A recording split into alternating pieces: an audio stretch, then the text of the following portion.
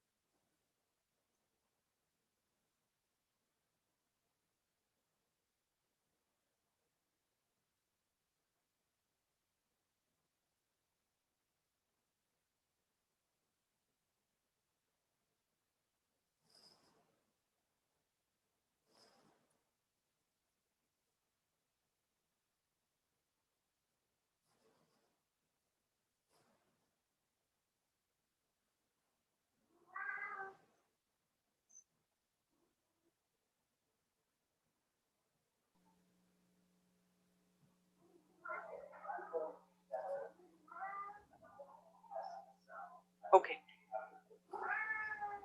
Okay. Okay.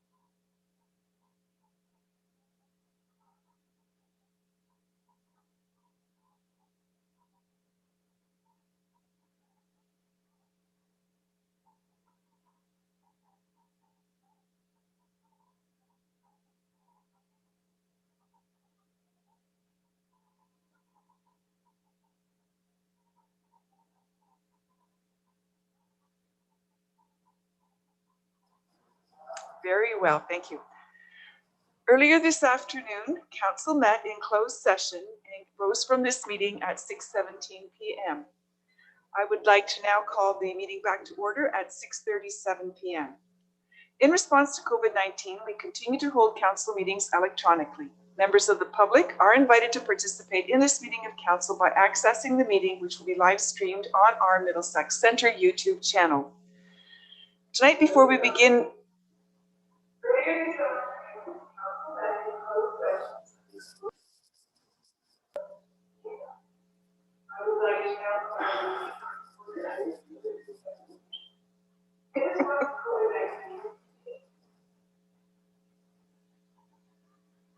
would I continue now from that point?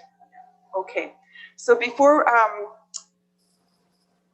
I'll just repeat, before we begin our scheduled meeting, on behalf of the Municipality of Middlesex Centre, I would like to congratulate Sakura Wood, who is the recipient of the Municipality of Middlesex Centre's Proficiency Award. This award is presented each year to a top student of the graduating class from Medway High, which resides in Middlesex Centre and is selected by the faculty of Medway Secondary School. I see that Sakura is on the line. So Sakura is joining us tonight to share how she intends to use the grant and showcase her post-secondary ambitions. Good to see you again, Sakura. You can take the floor and fill us in on what you plan to do. Hi, yeah, thank you so much for this award. It means a lot. I plan on taking a gap year because I want time off school to just relax and have fun and just enjoy it, but also to earn money to help pay for university, of course, well, hopefully. And I want to be able to return to school after it returns a bit more to normal, because COVID has had a huge impact on everyone. And so hopefully I'll get that full university experience. And I want to get a degree in management and organizational studies, hopefully focusing on accounting at Huron. Maybe I might go into international finance or international business, because that's also like my dad also worked in that and it seems really interesting. And I also grew up living on an island, actually, where people from all around the world were also living on. So like I also got to experience really great things. And it really made me want to explore working internationally. And yeah, I'm just looking forward to how that goes and just want to take it step by step. And yeah, I'm just really grateful for this award. It means a lot. Thank you.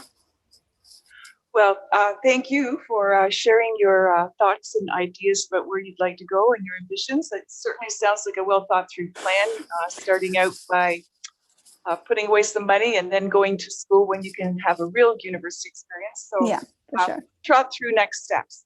And again, on behalf of Middlesex Centre, sincere congratulations from everyone here on your achievements. And we wish you all the very best and continued success in, well, your very well planned out route. So Thank you. Congratulations again. Thank you. Thank you so much. Okay, now before we continue with the meeting, I would also like to take a moment to offer a few words of gratitude and also remembrance in honor of Larry Gates, who was a former resident of Delaware. I first met Larry when I came to council as the Ward 4 representative and became one of the reps on the Community Advisory Committee, on which he served as well. And I remember him as a person with a ready smile and someone who's perpetually in a good mood. I was very saddened to hear the news of his passing, and I always thought that Larry brought a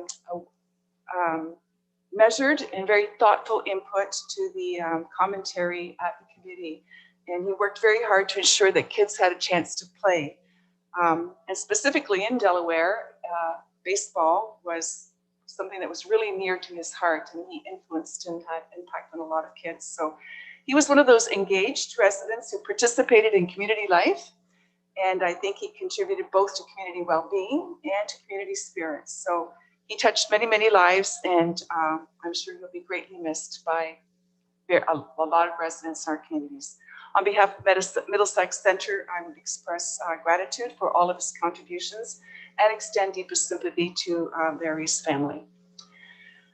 And with that, we are now going to move to the agenda. The first item up tonight is the Kamoka Drainage Works, Union Ave branch, consideration of the engineer's report. And we are going to hear from Brad Bunke from GM Blue Plan, who will be presenting the engineer's report.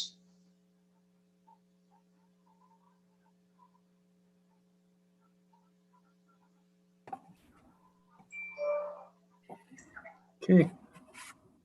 Hello there. Thank you for your patience tonight. Not a problem. Sorry, I cut out there when I joined the panelists, so I didn't hear everything, but I assume this is my cue. So it is your cue. I just introduced you and indicated you would be presenting the report. Okay, great. So my understanding is council does have a copy, at least a digital copy of the Kamoka Drainage Works, the Union Ave branch. Considering the virtual format, I've put together just a few slides that pull out the pertinent features from the report and maybe some visuals. So it looks like I do have the ability to share screen here. So I'm going to go ahead and do that. Here, so I can just have 1 second. Oh, and it looks like I'm disabled from doing that.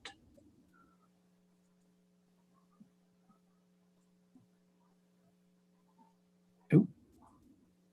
There we go. Okay.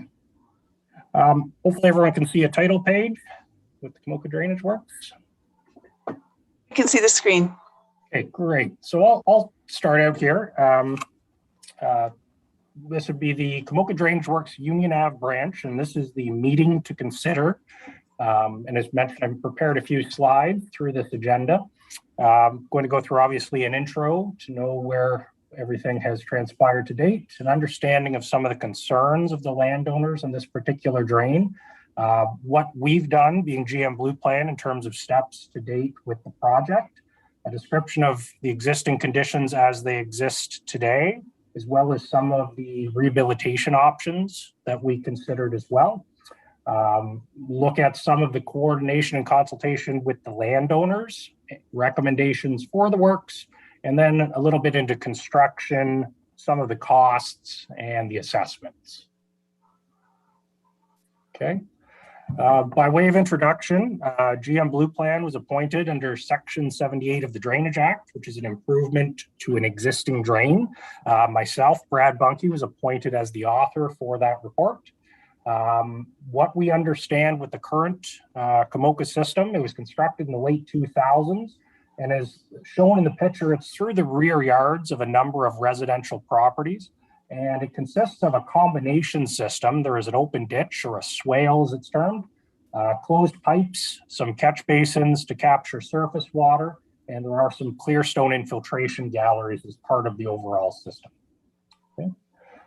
Through the on-site meeting, and even in terms of some of the background from the landowners we received, this summarizes, I would say, the general concerns from the folks who submitted the request for improvement. There's a concern with the volume, the depth, the speed of the water within the swale or the ditch during rain events.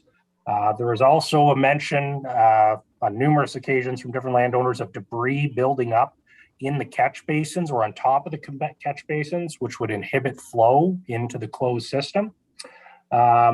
There's an overall desire, I would say, from the group to try to convey as much water underground, i.e. through the pipes, rather than through the surface swale. And there was a misconception, I think, amongst the group in general, too, that water will only be present in the swale during a 1 in 100 year storm event. Okay. Steps taken to date, I would say, were pretty standard in terms of we held our on-site meeting in July of 2019. There wasn't a consensus, I will say, from the group necessarily at the meeting. So we were directed to prepare some options, which would include cost estimates and assessments for different levels of what I'll call maintenance or rehabilitation to the system. And I put in bullets there that consists our topographic survey work, our hydraulic analysis for the flows, drawings, cost estimates, assessment tables too as well. We did present those within a technical memo and had a design review meeting in October of 2020 with some of the affected landowners. And we also distributed a landowner information package, I guess we'll call it, on November 1st. And then the last step, of course, where we are today is consideration of the drainage report itself. So I believe council knows their bearings and where we're at here. The black outline is the watershed, but we're generally around the Kamoka Road and Union Road intersection, with the drainage system itself predominantly behind the rear yards, again on the properties in front, properties fronting Union Road. Little small to see, I recognize here, but the existing system is mentioned. That open ditch or swale, 525 to 750 millimeter diameter concrete pipe. So that's your closed system for this particular drain. There's also an infiltration gallery with a smaller 208-inch pipe. And this system outlets to the east side on Kamoka Road into the ditch. And the report of last, which was the Sprite report from 2007, mentioned that this combination system is designed to accommodate the 100-year storm flows, and they termed it through a combined low flow pipe and then the swale itself. Okay. We did consider 5 options, generally speaking, and they're cascading down in complexity, I suppose. First option would be do nothing, where we literally leave the system as is. Second option was drain maintenance. That would include a little bit of clean out work in the swale with some isolated high points, some work on the upstream catch basin. Option 3, the closed system, would be ripping out those 525 to 750 millimeter diameter pipes and attempting to put larger pipes in the ground. Option 4, which is the open system of the swale, would be deepening and widening the ditch. And finally, the most robust option was enclosure of the entire system underground. And we had calculated some very large concrete box culverts that would be necessary to be buried through the backyards to accomplish this. Okay. This was our option summary that was presented at our design review meeting. I'd just like council to take note that options 1 to 3 on the right-hand side maintain the same level of service as was designed with this particular project, that being the 1 in 100 year. Options 4 and 5 go over and above, and they are what's termed the regional storm level of service, or a 1 in 250 year storm.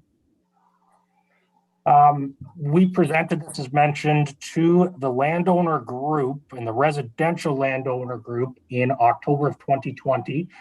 We were fighting with gathering restrictions at the time because of COVID. So we invited those that were the most affected, again, being the residential landowners.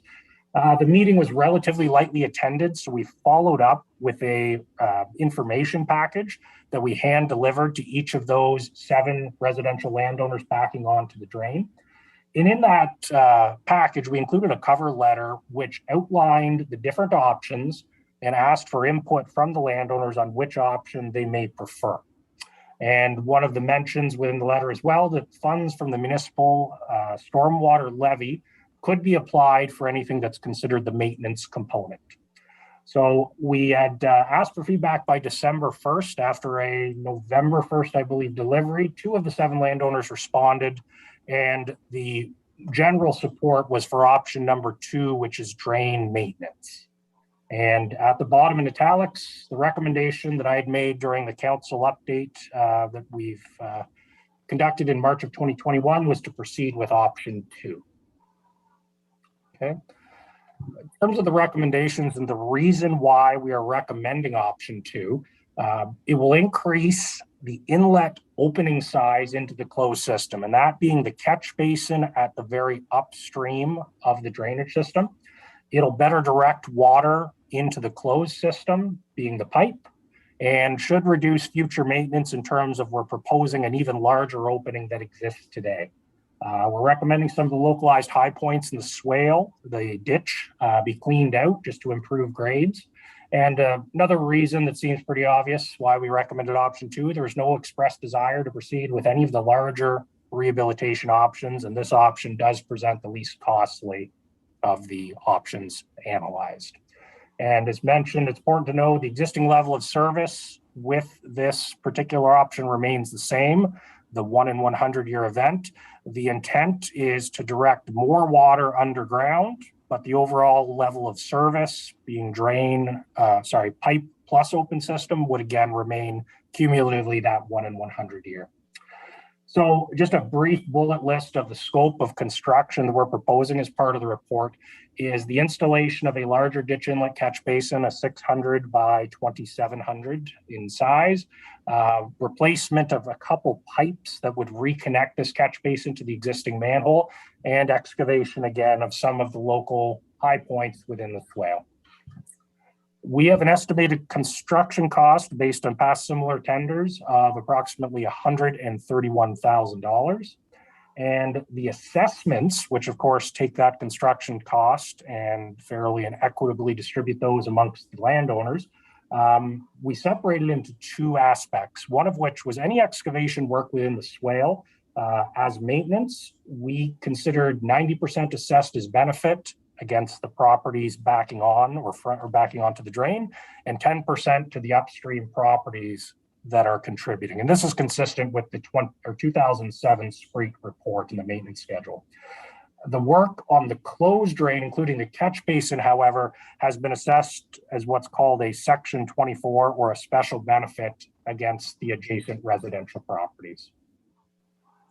I don't expect anyone to read this because it is very small, but this is the assessment table included in everyone's report that describes the properties, the affected areas, and to the far right of the table illustrates the costs per property. And in terms of considerations and next steps, we do note that properties assessed less than $100, and there were quite a few on this project, they were not provided with a hard copy of the report. They were only provided with the notice. The drainage superintendent, Dan, can provide a copy to anyone interested, and that was left in the instructions with the notice. The assessments within the report, it's very important that this point be understood. We're required under the Drainage Act to prepare an assessment as per the Act. So what is shown in the report does not reflect the application of Middlesex Center stormwater levy, nor does it affect the potential grant eligibility of farm tax class properties too as well. One element too as well to note, property owners who currently pay into the levy, there will be no additional costs for the work as they are already paying into the stormwater levy. And next steps, we recommend continuing with the Drainage Act process and ultimately reviewing the tendering and construction options with municipal staff, knowing contractor availability and perhaps how to split the work as best efficiently to get some good pricing. Okay, so I will stop sharing screen, but that was a very quick but hopefully complete overview of the Komoka Drainage Works Union Ave branch. So I'd be happy to take any questions or comments from council. Before we go to questions, I'm going to, we have a couple of members of the public who'd like to speak. And I'll ask Jane Campbell, who's registered to speak, to go first, please.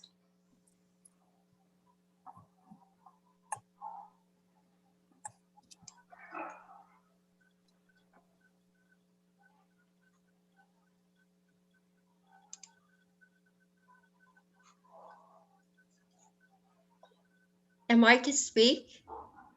There we see you now. You can go ahead.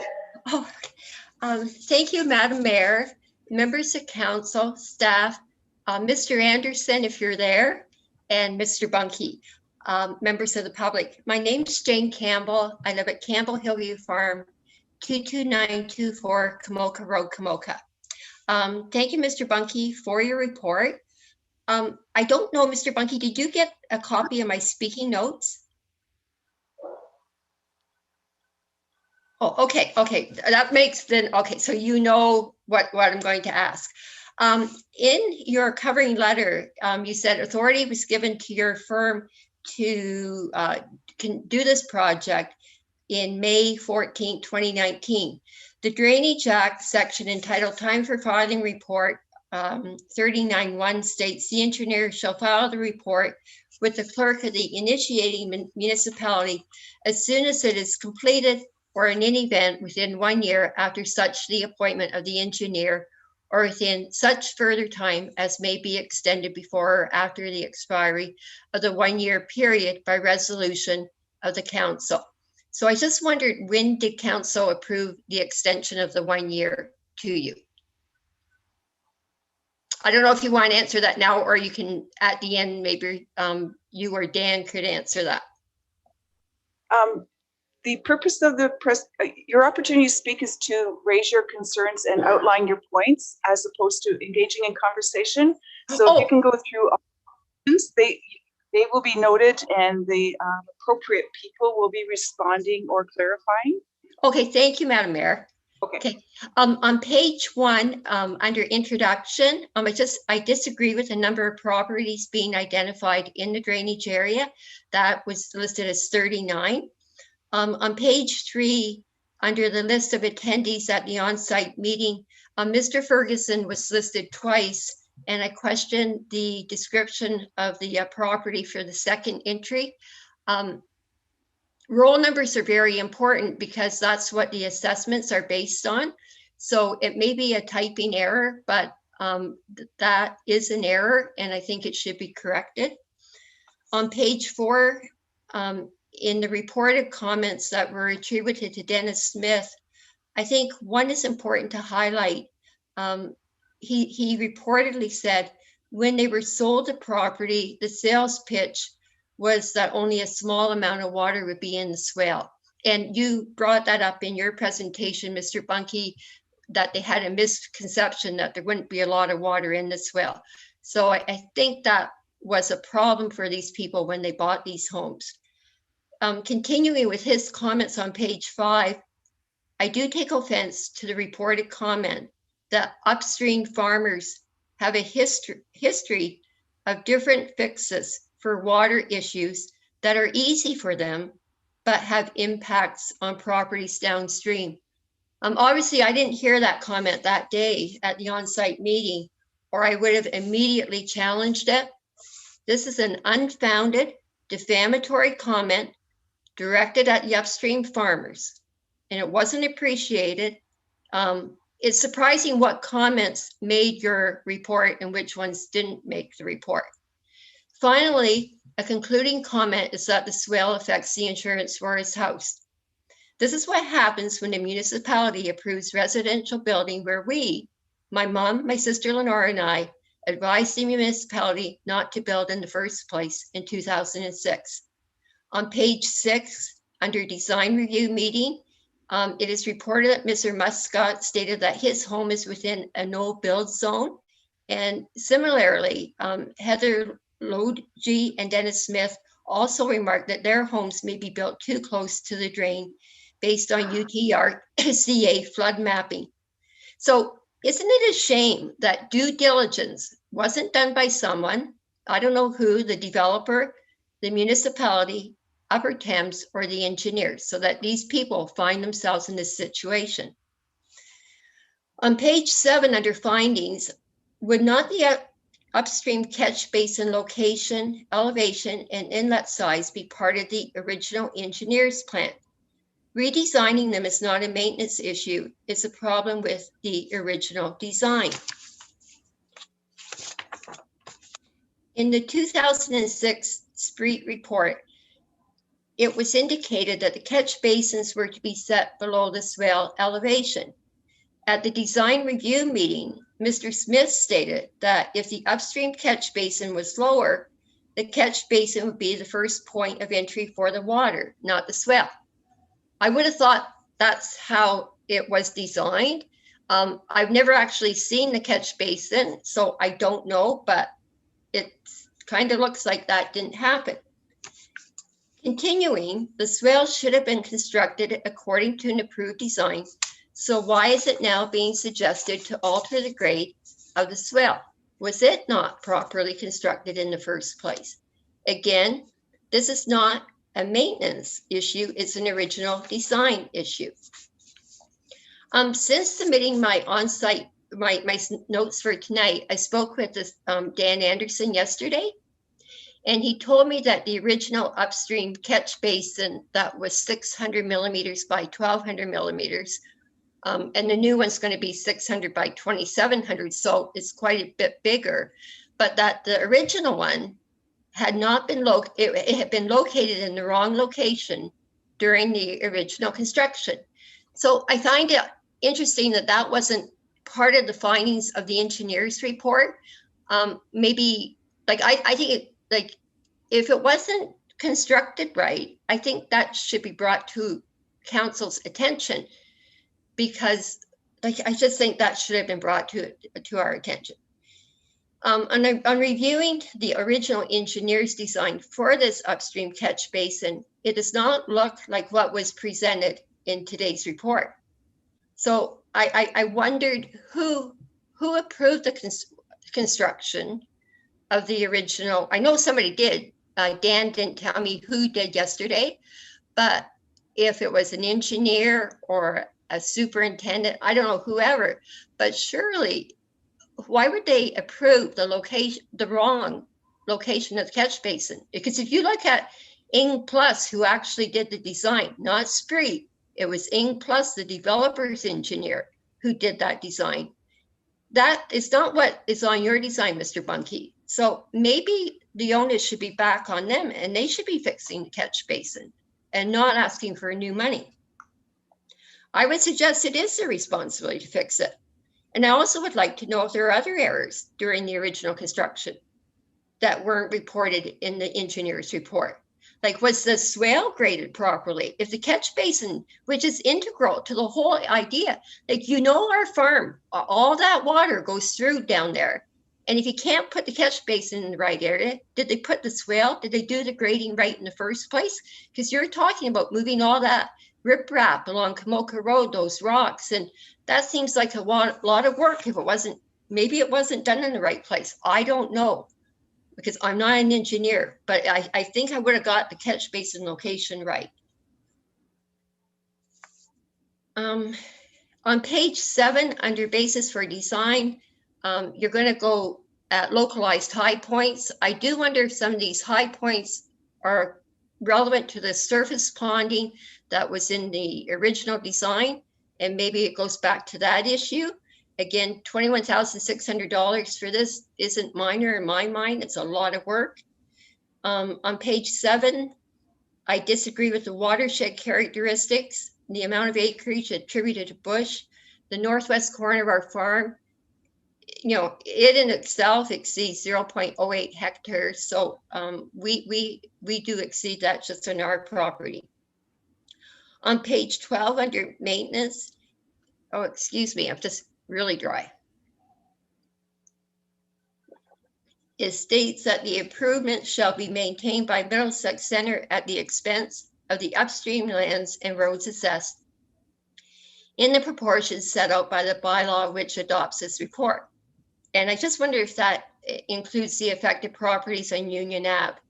It also states that any future maintenance or repair shall be distributed pro rata in accordance with the report prepared by DeVos in October 2006, revised by the tribunal in 2007. But if you look at Appendix A, you see that there's 2 new roll numbers, 020344 and 020353 have been added to the watershed. And so they're not on the 2007 report. So you've got to change the wording, I think, to what you have in your report. With respect to Appendix A, which you showed tonight, Mr. Bunky, with the assessments, representing Campbell Hillview Farm Corp., I want to note that we have engaged legal counsel to deal with the issue of ownership or roll numbers 020-23196 and 020-23194. The last land entry indicates that Middlesex Center owns 0.72 hectares. I wondered where that property is located, as it did not appear on the 2006 assessments. Dan Anderson called my sister Lenore and identified this land that, as I said, wasn't identified in 2006. Our lawyer will be made aware of this information and will be following up on the matter. Back to Appendix A. Roll number 020353 is located on concession 4, not 3. Roll number 020344 is located on concession 3, not 4. So there is just an in error. And I wondered how the Elder property, how that went from 0.4 hectares to 3.84 in this report. It's interesting. I know that because the farm that is to the west of it is assessed less money than the single residential home area of the Elders. So I don't know if Mr. Elder is speaking tonight, but I thought it was very odd that that assessment changed. Yeah, he's going to pay more than the farm. I'm sorry, we've gone over time, Jane. Oh, okay. Well, you've We got have my, we have a copy of all of your comments, and right. so that will be addressed. And I appreciate you taking time to go through the in some more detail the points that you've highlighted. But I have to move on now to the next person. Okay, thank you for the time to talk tonight. Okay, thank you for your time to taking to Okay, good document. night. Okay, good night. Next up, we have Mr. Muscat, Mark Muscat, also a member of the public who's registered to speak.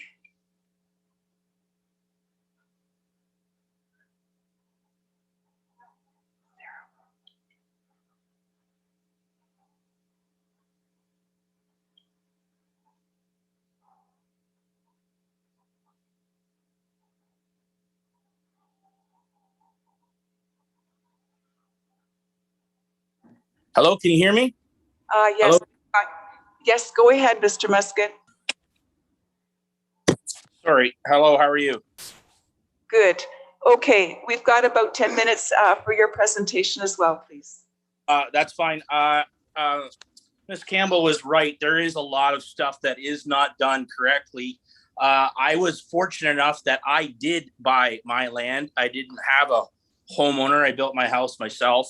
So when I bought the property, I have the land purchase agreement, and it also states that in that once in 100 years, and it will only fill up to 12 inches. Well, it fills up to 24 inches, not 12 inches. So in the first part, it was not done correctly. Second of all, on the drawings that they show, the styrofoam that is supposed to be keep the frost away from the pipe, they keep telling you that doesn't matter, but it does matter because it's on a drawing. The drawing shows it. It's not even close to it. I have sent pictures to the drainage and the mayor when I had a meeting with her over this. And the swale at the very end, it actually is undermined on the other side of the fence, not on our side. And it's undermining that and part of the fence. So the swale where it enters underneath our fence was not done correctly. Again, on the drawings we had in our meeting that we brought up, there was stone shown in the swale and stone for drainage. Well, you can come to my house and you can dig as deep as you want, but you're not going to find any stone in the swale.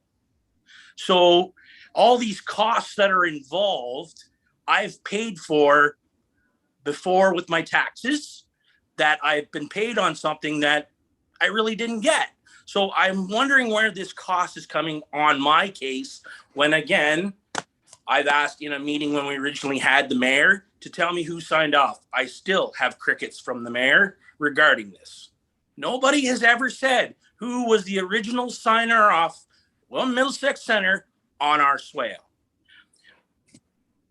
There is a huge issue here, and it's not going to get solved by sugarcoating it. Even on the drawing that we have from the engineering company, they even have things that are wrong in their drawing where they show the clean out on my property. On the original drawing, it has it on my property, but it happens to be in my neighbor's yard, Denny Smith. So again, who did the job? Who was looking at the drawings? And who did their job right? My thing is, why am I paying $20,000 for a job that was not done right the first time and wasn't overseen by the people I vote for and the people that are supposed to have my back? You didn't care. I've been saying this since 2000. As soon as the swale got done and you signed it off, I called and said, that is not done right. Well, I'm just a little Joe Blow, and I'm getting peed on again. Well, here it is. I'm telling you the truth. So if this goes through the way it is, I guess I'm screwed. But I like to let everybody know that this is done wrong, it's done incorrectly, and it's trying to be a cover-up, because the mayor won't tell me, the Upper Thames Conservation Authority that says that I'm in a floodplain where the swale was changed, I haven't got that information either. My thing is why am I paying $20,000 for what? To have somebody fix somebody else's mistake? Mr. Mike, do you have any questions with respect to the report and the presentation for the drainage works? What's that? Sorry? Are there any questions that you have with respect to the drainage works and the presentation from the engineer? Yes, I do. I brought it up to him in our meeting regarding the stone and all that stuff, and nothing was said. That's what I'm saying is, I'm not going to vote on something that's not done right. This isn't even done right. How do I know what they're going to do when I originally thought they did it right the first time? Okay, well, the purpose of the meeting tonight is to go through the engineer's report, ask any questions with respect to clarification. And if you... Okay, here's my respect to verification.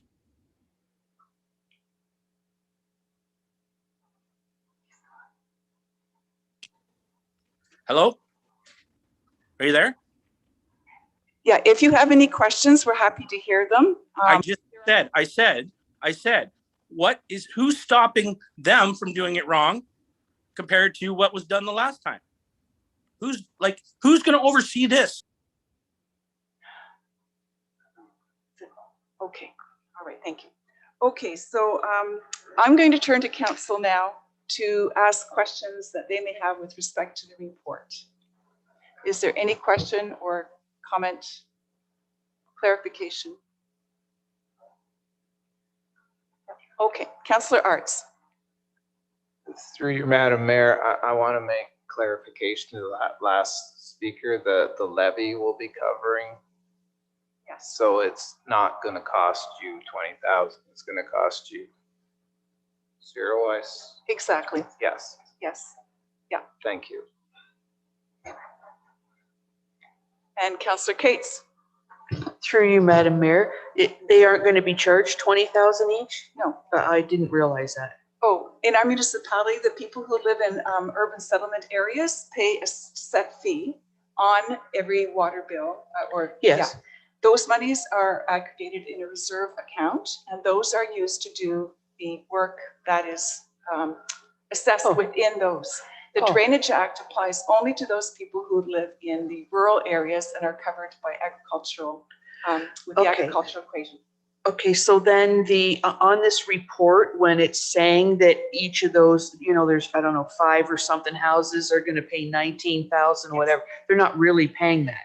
Because it says really that they'll have a specialist. Yeah, the method of settling the account happens through the municipality and the reserve accounts that are there to cover those works. Oh, okay. The bill does not go to the individual property owner, and that person does not write a check to cover the cost of because those. I thought that I read that Yes. it goes onto their tax assessment if it's not paid in a certain period of time. So I was under the impression that they were paying.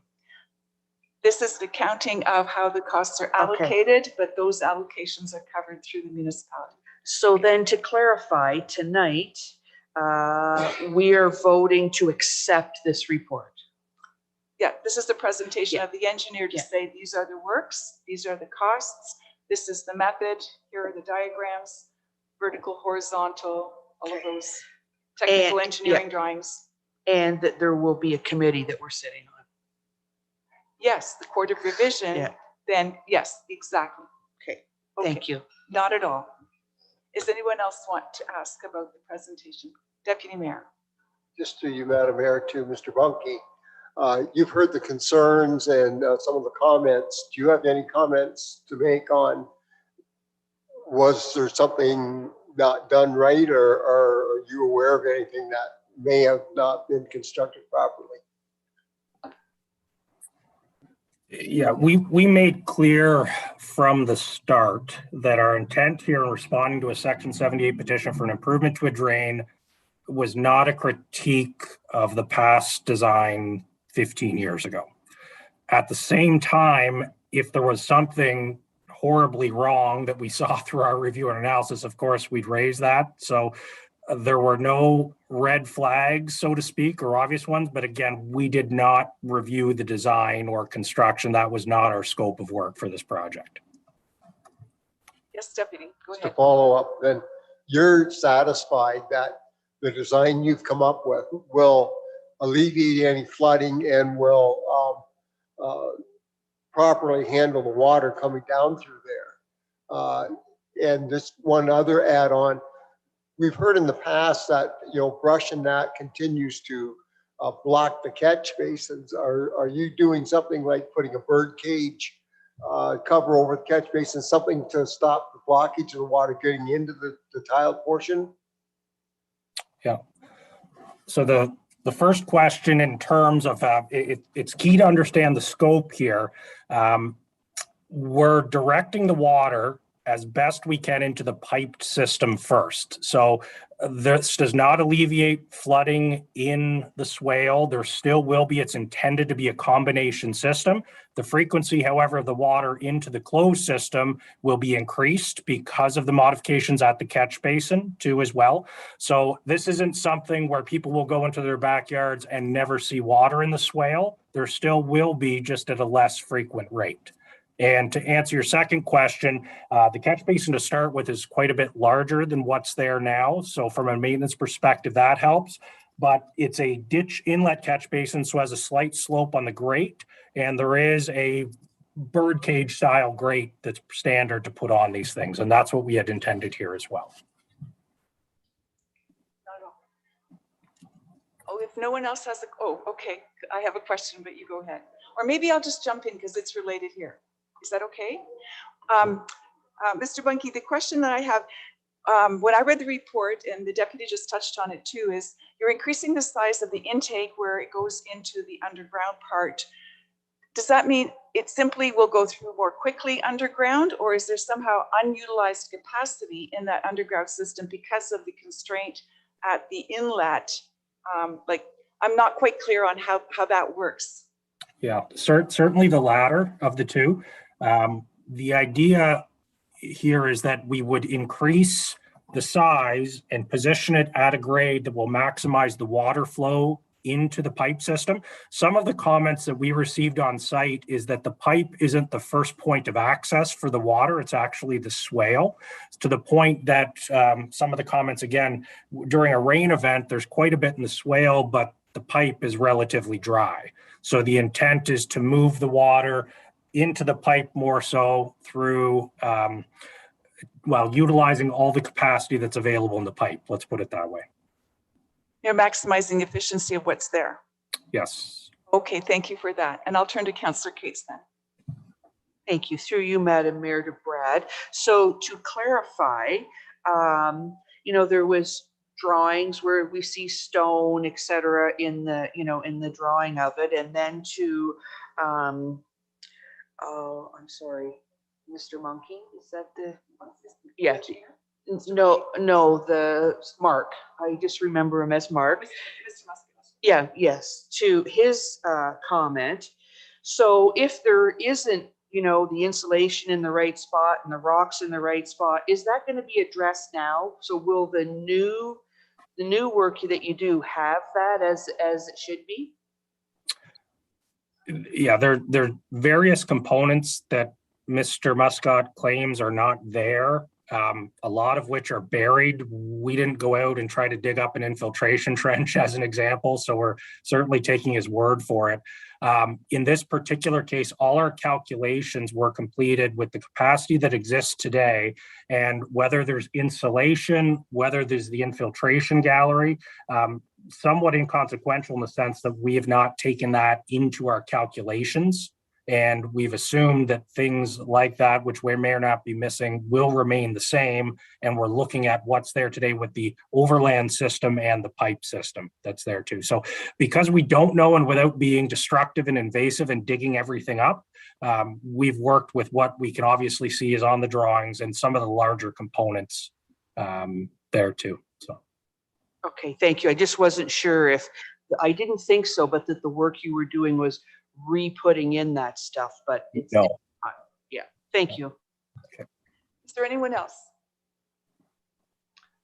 Okay, seeing none, then we have a motion before us that council for the municipality of Middlesex Centre receives the Kamoka Drainage Works Union Ave branch report from Brad Bunke of GM Blue Plan Engineering dated July 28, 2021, and authorizes the project proceed. And that the Court of Revision will meet on September 8th, 2021. And further, that Councillor Arts, Councillor Cates, and myself will sit as appointed members of the Court of Revision, with myself being the chair. Do I have a mover, please, and a seconder? Councillor Arts and Deputy Mayor Brennan. All in favor? And that is carried. Thank you, everyone. We can move on to the adoption of the minutes then. There are 3 sets of minutes. If no one has any errors or exceptions to note, and I'm looking around to see, seeing no hands, then I suggest that we can move all of these at once. So the motion before is that the minutes of Middlesex Centre Council held on July 14th, 2021, meeting A, held on July 14th, 2021, meeting B, and the special council meeting held on July 21, 2021, be adopted as printed. If I could have a mover, please. Councillor Cates, and a seconder, Councillor Heffernan. All in favor? And that is carried. Thank you. Now, moving on to the consent agenda. We have a number of items here on the list. Before I ask for a motion, are there any items here that anyone would like to address, speak to, ask questions about? Councillor Heffernan. Mr. Mayor, to number 7.2, the capital budget, it refers to the fleet, some replacements due to accidents that were not budgeted. Does our insurance company not look after that? Through the chair to Councillor Heffernan, yeah, we do have an insurance policy that covers the majority, but some of the costs as a result of holdbacks and getting a replacement was not feasible due to the extensive damage to the vehicle. So as a result of that, we'd have to dip into some reserves to offset some preliminary costs for the interim. Okay, so we'll recoup any of those from the insurance, or? Yeah, through the chair, correct. The majority of costs are recouped, I can confirm, will be reimbursed, I should put it in that manner, due to the extensive damage of the vehicles. Yeah. And I just want to make another comment about item 3, the grant partnership with Western. I'm just pleased that we got that. I thought it was a very good idea, and working with partners over the years certainly helps us learn more about about the water, and helps them out as well. Yeah, through the chair, thank you. I'm very pleased to report that to council as well. I'm hoping once the agreement goes through and the funding comes, maybe we can do a little bit more promotion. This is the first of it.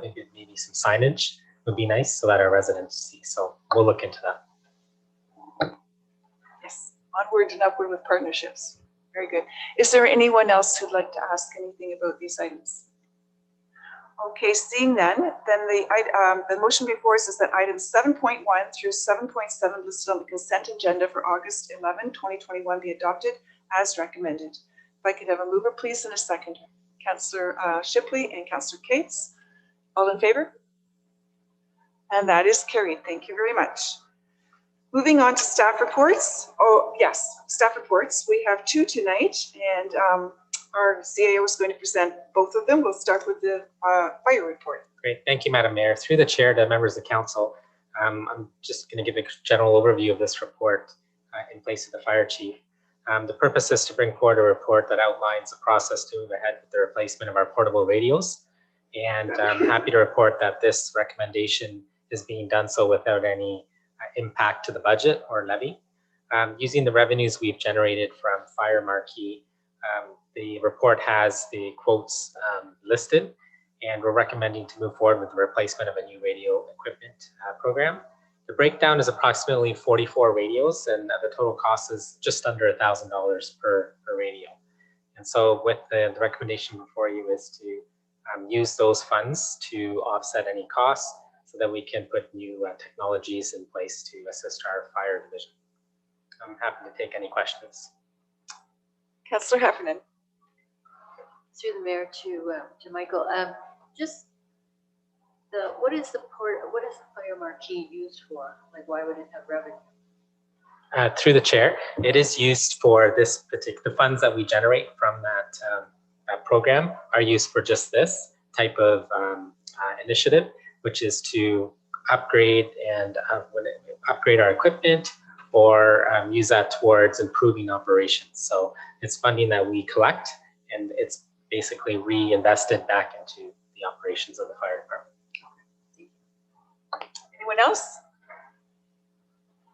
Okay, seeing no further questions, the motion before us is that report, Financial Services Fire Services 04-2021 regarding Middlesex Centre Fire Services Portable Radio Testing and Upgrade Program be received, and that Council approve the purchase of new radio equipment up to $50,000 plus HST, and further that Firemark revenue received in 2021 in the amount of $49,227.55 not be transferred to the Public Education Reserve Fund, but remains in the operating revenue to cover the costs of additional radio equipment. If I could have a mover, please, and a seconder. Councillor Cates and Councillor Heffernan, all in favor? And that is carried. Thank you. And moving to work from home policy. Yep, thank you, Madam Mayor. To the chair, to members of council, what we have before you is a report that brings forward an updated policy related to a work from home arrangement. The municipality currently has a policy in place. However, after 16 months of working through the COVID-19 pandemic, the purpose was to review what we have in place and position the municipality on a go-forward basis so that we have better policy, since we have staff that are municipal administrative staff that are working from home from time to time. And as a result, we've done extensive staff engagement over the course of the spring and the summer. We've been reviewing our working models with the investments in the automated systems and processes. And we have been successfully delivering a public service model to our residents. And I think what's key to this is that customer service has to remain paramount. It's part of our mission, values, and vision. And we have to make sure that providing good municipal service to residents remains, regardless of how we work and how we create that hybrid working model. The policy is attached in the appendix that outlines in red the changes, and it has all the updates. And what I'm hoping is for council to provide some feedback to make sure that we've done everything to create a policy that is bolstered and that is safe and secure as it relates to enabling staff to continue to work from home, as we're not out of the pandemic just yet. A couple of other touching points is that this is not something that can be done, it's not done on a permanent basis. It can be pulled back as easy as it can be implemented. And it's based on a scenario basis, based on tasks, based on workload, and it creates that hybrid model that's flexible in nature. It also creates that safety and well-being of staff, which is also important for us to make sure that we are covering all our angles, whether they're in the office or whether they're at home working. And the other part to that is just creating an employer of choice, I guess, being Middlesex Centre. We're trying to do a lot of different initiatives, and we're trying to pair that with the productivity. And we have experienced higher productivity since the pandemic has arisen. And at the same time, we want to make sure that to keep that pace up, that we're creating these types of systems that position staff to continue to succeed. So before you is an updated policy so that we can continue with how things are going, especially as it doesn't look like we're out of the woods just yet. And then we'll just take it one step at a time. I'm happy to answer any questions if council has any with respect to the updated policy. Okay, thank you for that report. I'll look to council for questions and comments. Councillor Arts. Through your Madam Mayor to Michael, the part that makes me nervous is WSIB. Like, if someone's working from home, I basically consider the whole home an office, because you're in an office, you go to the washroom, you go to the kitchen. And WSIB as an employer, you don't really want to have them come. So I was wondering, like, I know our employees during the week, during the weekends or whatever, we have like a sick policy, an accidental policy. Can we have it so that they're not, WSIB isn't in this equation when they're working from home? Because that would clean up. I've got a lot of worries about legalities and all that. That is like, personally, you know, working from home, I don't know. I mixed emotions on that one, but that WSIB, that thing scares me. Like somebody getting hurt at home, or say the office catches fire. Whose insurance pays for that? Does WSIB play a role in that? Like, it's your home. I figure in my home, it's my problem, but insurance companies, they just go after the biggest pigeon, and that would be us. So the best way to answer, thanks, Councillor, through the chair. The best way to answer that is whether if an employee is on staff time doing their work and something happened, then WSP would be called and a review would take place, whether it's wherever the setting is, whether it's on their personal place or whether that's here or whether we have them out in the field. If we have to file a claim through Occupational Health and Safety Act, we'd have to follow through with that. So it wouldn't matter where the incident occurred. It's our due diligence to make sure that the claim would be followed through. And if WSIB is called upon, then they would have to do their investigation as such. Oh, what? Not gonna want to hear. Thank you. Councillor Shipley. Through the mayor to Michael. Michael, so designated workspace, definition of designated workspace is the officer working in? Through the chair, correct, yes. Generally speaking, it's creating a space that has the components to enable an employee to do what they need to do. Okay, so correct me if I'm wrong, once they leave that designated workspace to go to the washroom or go to the kitchen to get a cup of coffee, they're no longer covered by WSIB. Not through the chair, not specifically there. If they're during working hours working for our organization, then they're covered.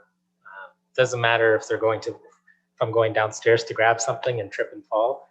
If I leave my desk area, it's an employee under the organization is covered if they're doing their work. So if it's not related to work, it would not be a WSIB claim then? If it's not through the chair, if it's not related to work, if it's not during working hours, is how we would attribute it not being related to work.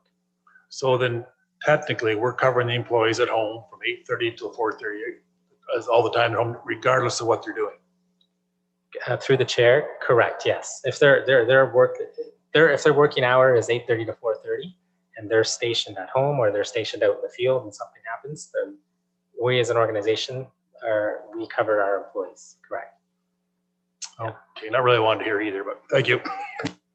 And I guess just to, sorry, Madam Mayor, I guess the whole point of this policy review is to make sure that we have checks and balances in place. That's the risk management of doing policies and bolstering them up.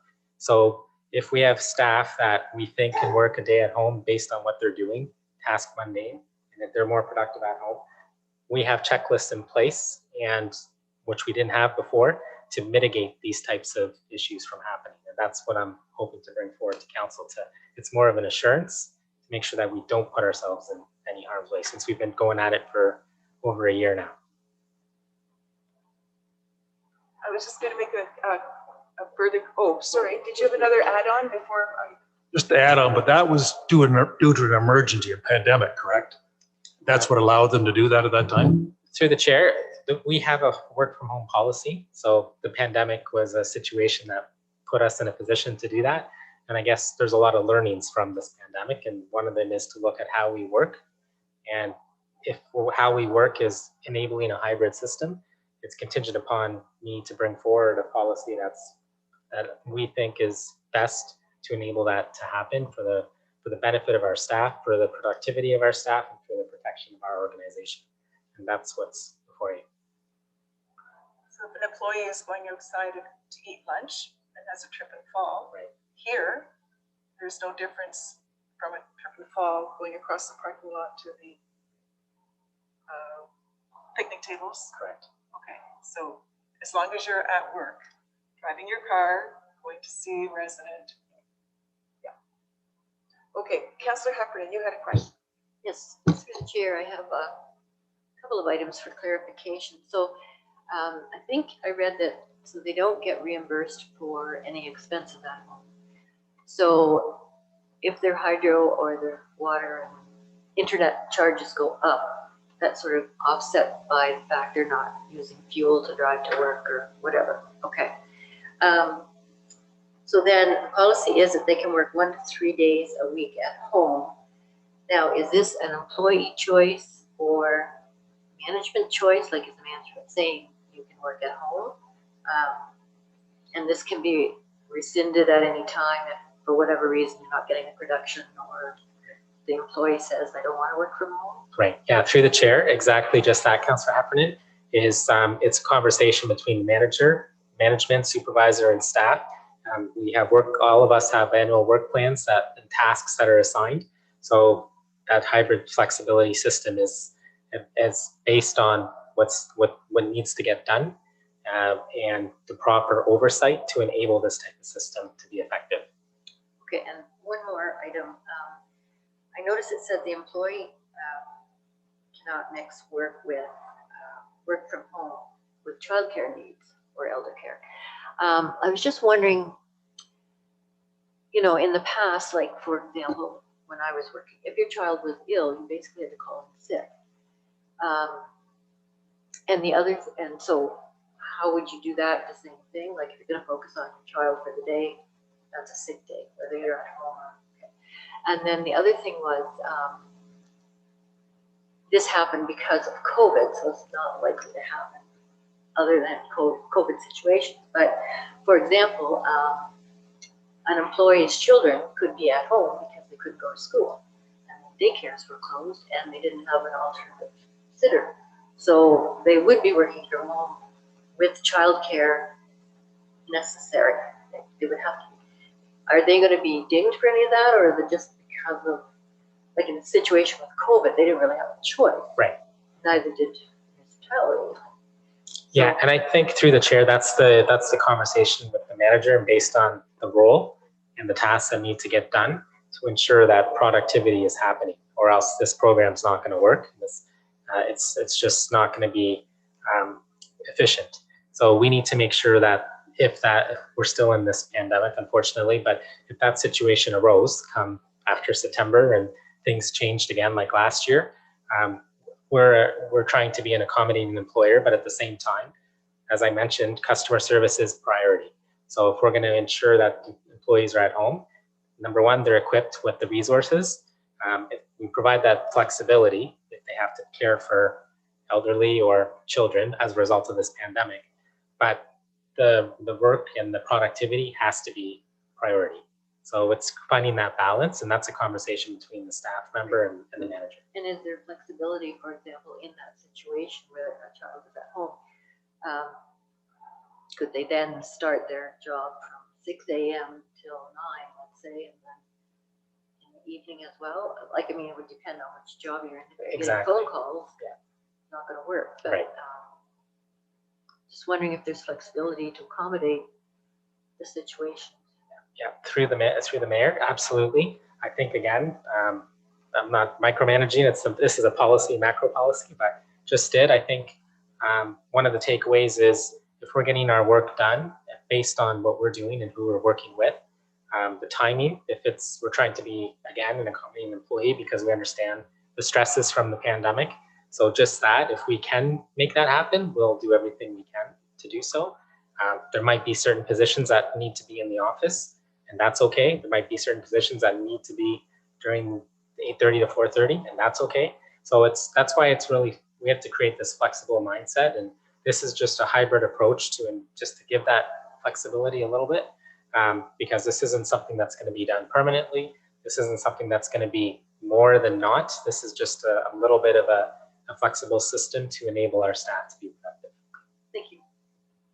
If I could ask a follow-on to Councillor Kafka's question, the piece where it says about the elder care and childcare, when I read that section, to me it meant this is not a substitute for alternate arrangements that a parent would make or a child would make for their parent. So you don't work from home around your, so if if you have a snow day or something happens, that happens now too. Everyone's stuck at home. Okay, I just want to be clear that. Yeah, through the chair, I was gonna say, you said it right.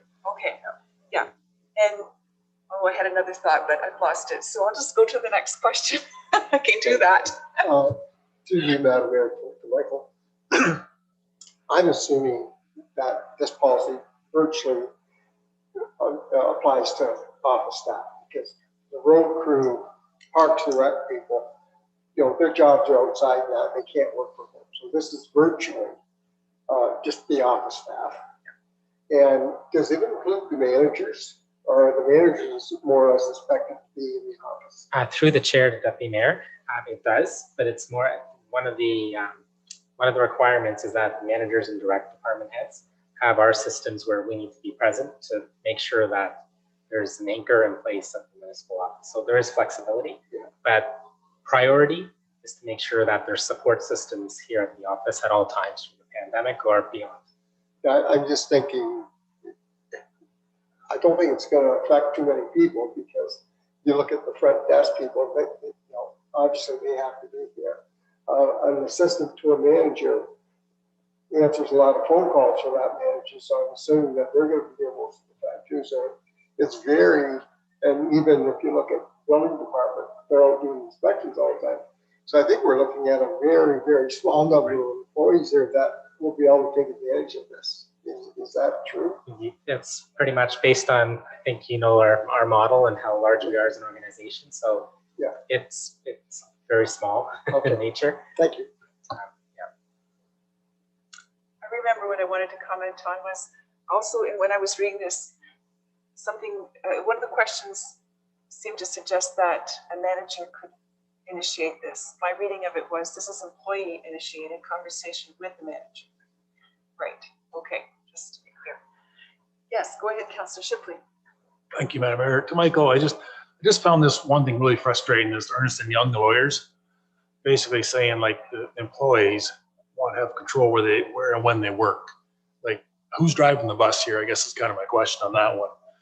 And just in respects to retention of employees, do you see any problem with, let's say, employee A who has to come in every day, and employee B who can stay home and work for 3 days? Any animosity building there and causing loss of employees? Like employees, well, I can go somewhere else to work from home. Why am I going to stay here? Yeah. Through the chair, I don't think that would be the case, Councillor Shipley. I think that everyone has their own work plans that they need to accomplish. Again, going back to our mission and values about being respectful of each other and one another and creating that team environment, I don't think that would be the case. I think everyone's got different roles and responsibilities, and I think creating this system is individualized. So I can't see how person A versus person B, because they're different roles and different tasks that are assigned. But if there are 3 people in a department, 2 want to work from home, then you will also layer that discussion with, do you want to work Monday and Friday from home, but you are going to work Tuesday and Wednesday, depending on. I mean, correct. Yeah, it's all, it's a situational assessment. Okay, Councillor Case, please. Through you, Madam Mayor, to Michael, or just as a comment, I think that it's also, I can't think of the word, that we're, being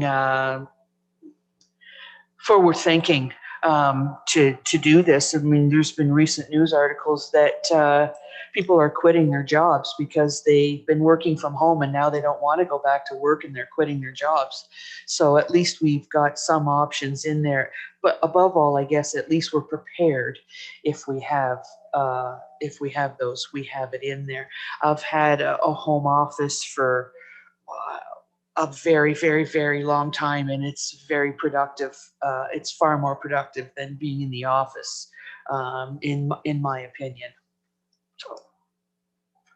Is there any other question, comment? Well, just to summarize, then I was glad to see this policy. It gives us a framework to work in, and give it from a governance perspective. Right? I take comfort that these things are being thought about and considered, and we have a framework that is laying out the ground rules. I expect it'll be a work in process, and there'll be learnings ongoing and probably fine tuning. So, but I think it's, as I think Councillor Cates was saying, it's sort of the anticipating changes in workforce attitudes and expectations, at the same time respecting our requirement to meet our residents' needs and recognizing that we are a service industry. We're not grinding out certain kinds of reports and sending them off in the mail to somebody. We are dealing with the public. So, okay, thank you for that. If there are no further questions, then we have a motion before us that report CAO 16/2021 regarding the work from home policy be received, and that the work from home policy attached to the CAO report 16/2021 be approved. Councillor Cates, Deputy Mayor Brennan, all in favor? And that is carried. Thank you. All right, we're moving now to the Committee of Adjustment, and I need a motion for Council to adjourn its regular meeting in order to sit as the Committee of Adjustment under Section 45 of the Planning Act 1990 as amended, to consider minor variance applications listed on the August 11th, 2021 agenda. Mover, please, and a seconder.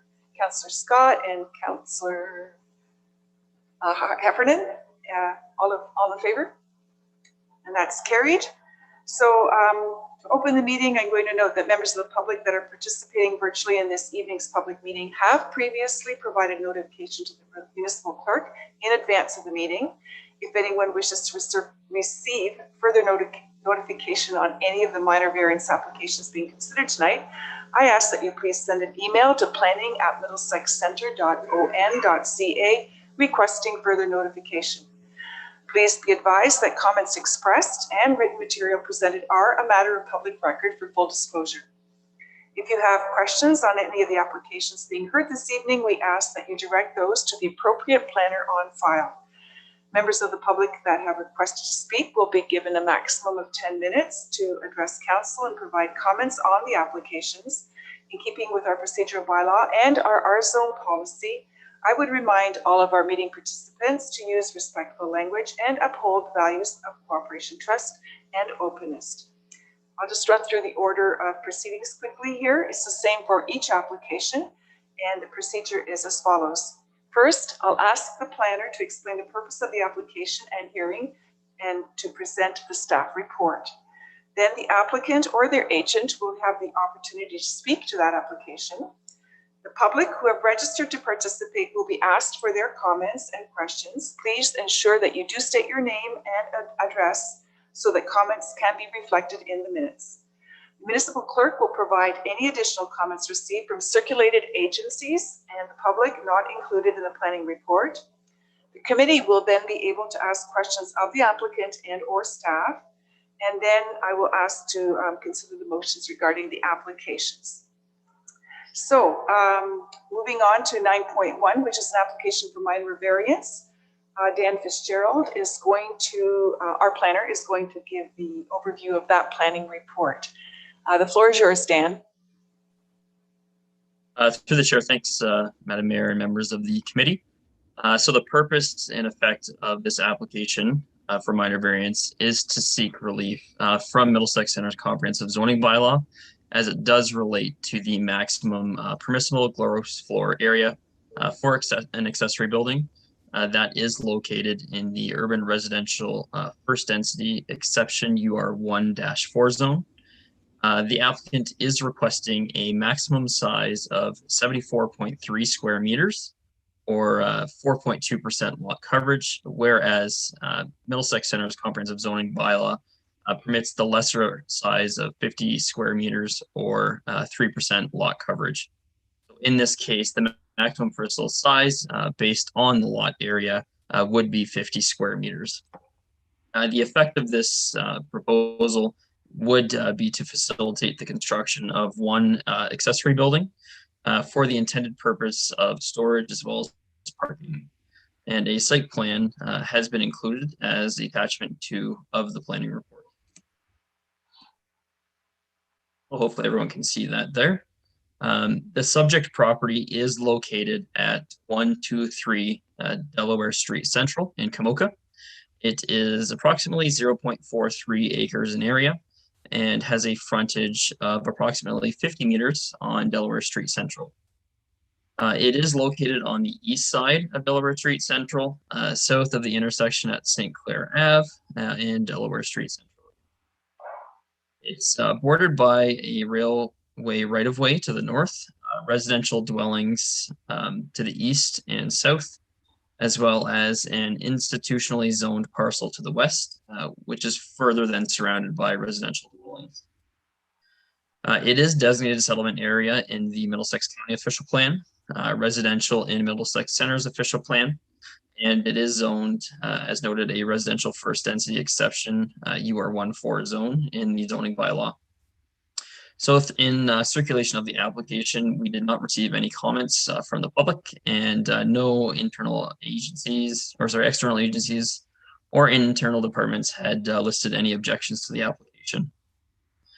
Staff note that the intent of the applicant is to construct a new accessory building that is located along the south interior side yard towards the rear of the property. The purpose for the variance to the size is to accommodate a larger storage space and parking area than permitted in a detached structure. I have reviewed the application against the Floor Planning Act tests for a minor variance, and I am of the opinion that the proposal does meet the 4 tests of the Planning Act for a minor variance, as it's consistent with the general intent of the official plan and zoning bylaw. It's considered appropriate and desirable, and it is considered minor in nature. So given the above, I am recommending that this application be approved. Thanks, and I'm certainly available to answer any questions that committee may have. Thank you for that report, Dan. Katie Nye is the owner and has registered to speak to the application. If Katie would like to make any comments, here we go.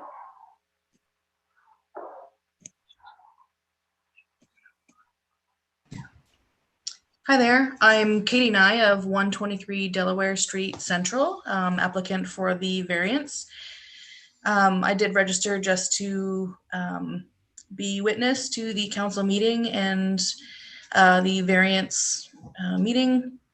We're just requesting this as a variance in addition to what Dan has said for storage and parking space for our family. Very well, thank you, Katie. We'll move on now to then, there are no additional comments from the clerk, so I'm going to turn to the committee to ask any questions or clarifications. I don't see any hands, so we have a motion before us that minor variance application A23/2021 filed by Rob Allen and Katie Nye for relief from the comprehensive zoning bylaw in order to establish maximum size of 74.3 square meters or 4.2% lot coverage for all accessory buildings, whereas the zoning bylaw permits a maximum size of the lesser 50.0 square meters of gross area, or 3% of lot coverage for a property municipally known as 123 Delaware Street be granted, and that the reasons for granting this minor variance application include that it complies with the general intent and purpose of the official plan, as well as zoning bylaw. It is minor in nature, and the request represents appropriate development on the subject property. Is there a mover, please, and a second? Councillor Cates and Councillor Scott. All in favor? No one's opposed. That is carried. Good luck, Katie. Thank you, Dan. And we'll move on to 9.2. This is another application for minor variance. And Dan, if you'd like to present the report, please. Through the chair, thanks. So the purpose and effect of this application for minor variance is to seek relief from the Middlesex Center zoning bylaw, as it does relate to the maximum permissible lot coverage that would be permitted in the urban residential first density zone. The applicant is requesting a maximum permitted lot coverage of 40.12% for the house, as well as an associated accessory building. Whereas the bylaw permits a maximum lot coverage of 35% for the house and an additional 3% for the accessory building, so 38% altogether. The effect of the proposal is to facilitate the construction of a 2-story home with a covered porch that is located on the front of the property and a covered deck as well that's located at the rear of the house.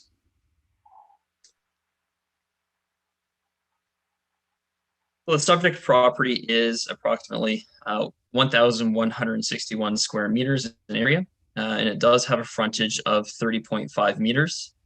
And it is located in the Kamoka-Kilworth settlement area on the east side of Edgewater Boulevard in the Southwind subdivision in Kilworth.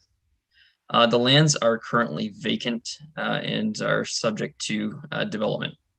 The lands are surrounded by residential development to the north, south, and west, as well as any environmentally sensitive lands to the east. Excuse me one second. They are designated settlement area in the county official plan, residential in Middlesex Center's official plan, and zoned in urban residential first density zone, or a UR1 zone, in the bylaw. The applicant is requesting to increase the maximum period lot coverage for the single attached dwelling, as well as any future associated accessory buildings to 40.12%. No comments were received from the public during the application, and no agencies or departments have noted any objections during the session. So as noted in the report, the intent of the applicant is to construct a residential home, which is consistent with the official plan residential designation of the lands. The increase in lot coverage is mainly due to the design of the house, including a large outdoor covered amenity space, which is attached to the rear of the dwelling. Staff do believe that the proposed increase in lot coverage would not adversely impact neighboring properties, as the setbacks are still met, and we are satisfied that the sufficient outdoor amenity space would still remain on the lands. As well noted in the report, staff is of the opinion that the minor variance does meet the Planning Act tests and does recommend that the minor variance be approved. Thank you, and I'm here to answer any questions. Thank you for the report. I want to note that Stephen Stapleton, who is the applicant, is available to answer questions from the committee if we have any. And I'll note that there are no additional comments that have been received by the clerk. I'll turn to the committee now and ask, are there any questions? Councillor Arts. Through your Madam Mayor, I assume the person that's going to buy this property has been informed that there's walking paths that are going to go behind the property. So I'm just putting that out there so it doesn't come as a surprise. And it seems every time we've had a proposed house to be built in this area lately, every time they want a bit more, they want a bit more, they want a bit more. And I'm sorry, you've gone past my threshold of pain. There was a 40% one given, I think about a month ago, and that's my limit. So I'll vote against this one. Thank you. Other questions, Councillor Shipley? Yes, the Mayor, I'm supporting Councillor Arts in this. I've drawn the line in the sand at 40% from now on. Thank you. Councillor Cates? Through you, Madam Mayor, I think that with the covered porch thing, I think is a little bit of a difference here. It's not like they're making their house or their outside building really, really big. They're putting a covered porch on a house. For many years, people only had a deck. Now they have a covered porch. And I think that it's unfair. I mean, we just approved somebody to have a little bit bigger to build their garage. And now we're going to say this about somebody that wants to have a covered porch, both on the front and on the rear. So I'm fully in support of this. Any other comments or questions? If there are no additional ones, then we have a motion before us. It is that minor variance application A24-2021 filed by Stephen Stapleton on behalf of Andrew and Emily Bard for relief from the comprehensive zoning bylaw in order to establish a maximum permissible lot coverage for the main and associated accessory buildings of 40.12%, whereas the zoning bylaw requires a maximum lot coverage of 35% for the main dwelling and an additional 3% for accessory buildings for a property municipally known as 174 Edgewater Boulevard be granted subject to the two conditions noted in the report. And further, that the reasons for granting the minor variance application A24/2021 are that the request complies with the general intent and purpose of the official plan. The request complies with the general intent and purpose of the zoning bylaw. It is minor in nature and it represents appropriate development on the subject property.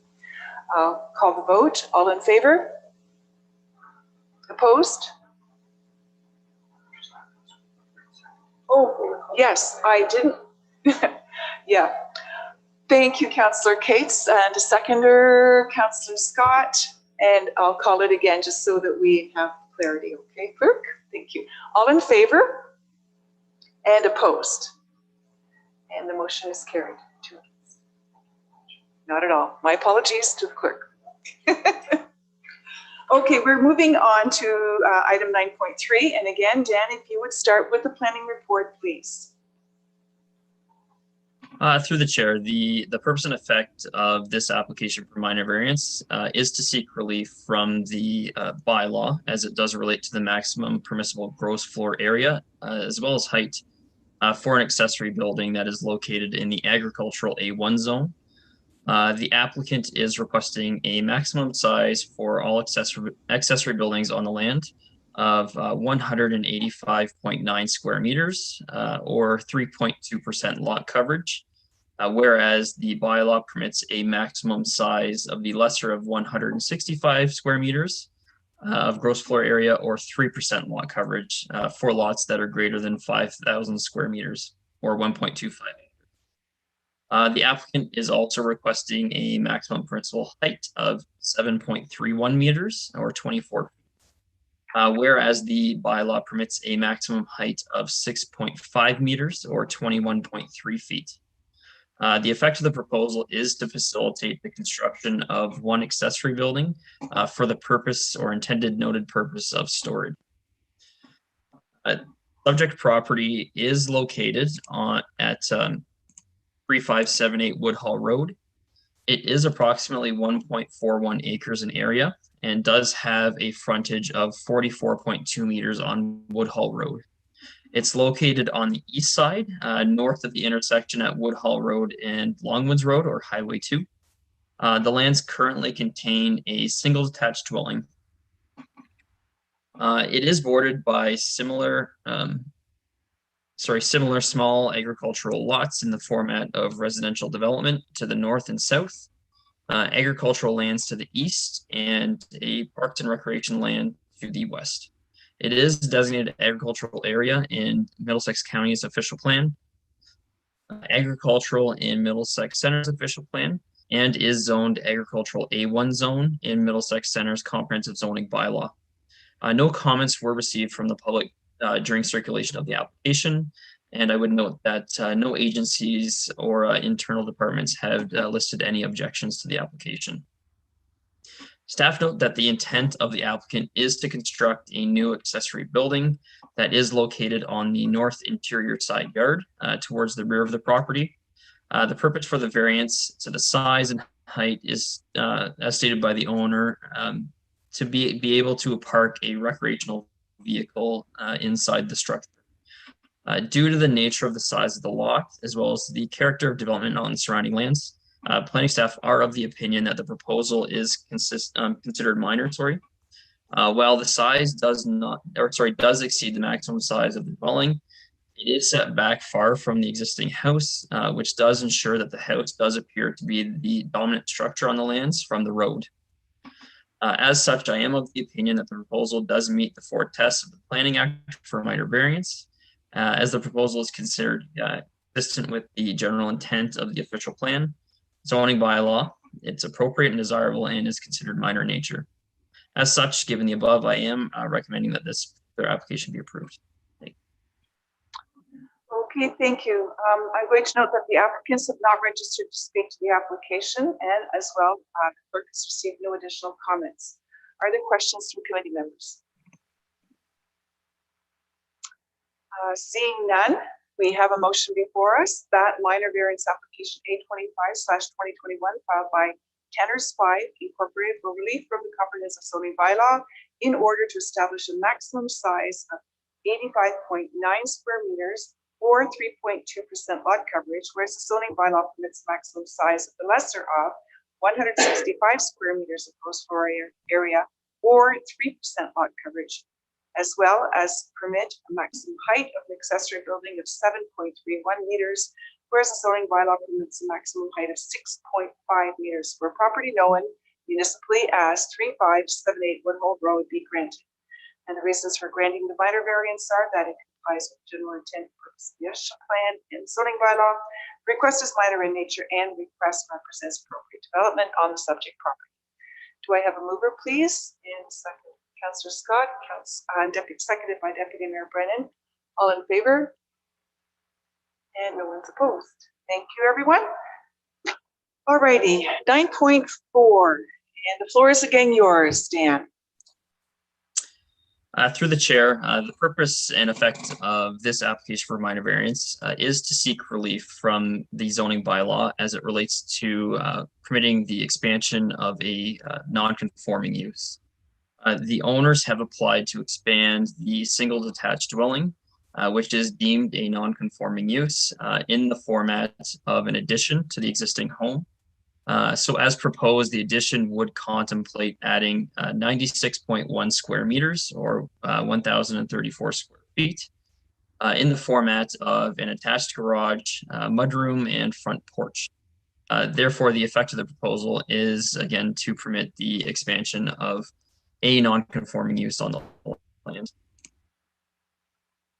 So the subject property is located at 6331 Egremont Drive. It's approximately 3.3 acres in area and has a frontage of 84.3 meters on Egremont.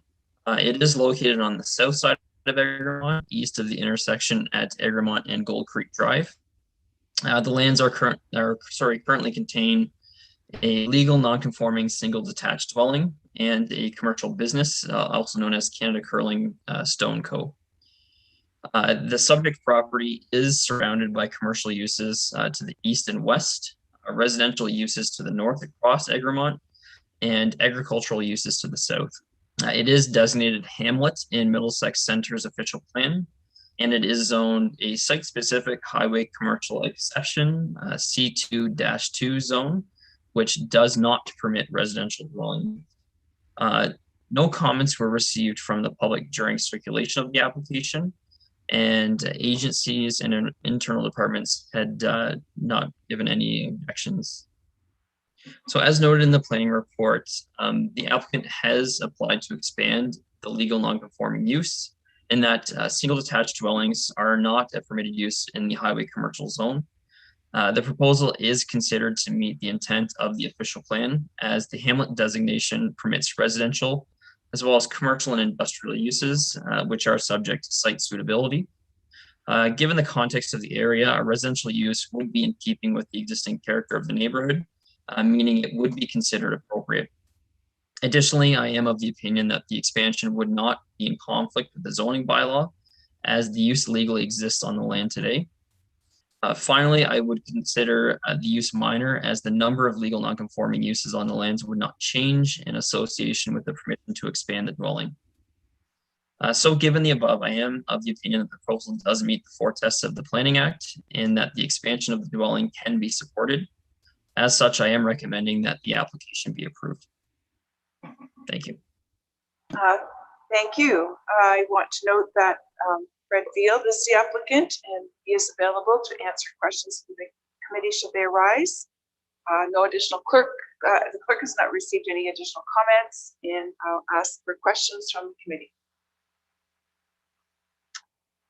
Seeing none, then the motion before us is that minor variance application A26/2021 filed by Frederick and Sandra Veal in order to expand a legal non-conforming use to permit a 96.1 square meter addition to an existing single detached dwelling on the property for a property municipally known as 6331 Egremont Drive be granted, and that the reasons for granting this minor variance include that it complies with the general intent and purpose of the official plan, zoning bylaw, it's minor in nature, and it represents appropriate development on the subject property. Could I have a mover and a seconder, please? Councillor Shipley and Councillor Heffernan. All in favor? And that is carried. Application for minor variance, Dan, item 9.5. Through the chair, the purpose and effect of this application for minor variance is to seek relief from these bylaw as it does relate to the maximum permissible gross floor area for an accessory building, which is located in the agricultural A1 zone. The applicant in this case is requesting a maximum size for all accessory buildings on the land of 334.45 square meters or 3,600 square feet. Which represents 3.2% lot coverage, whereas the comprehensive zoning bylaw permits a maximum size of the lesser of 165 square meters of gross floor area or 3% lot coverage for lots that are larger than 5,000 square meters or 1.25 acres.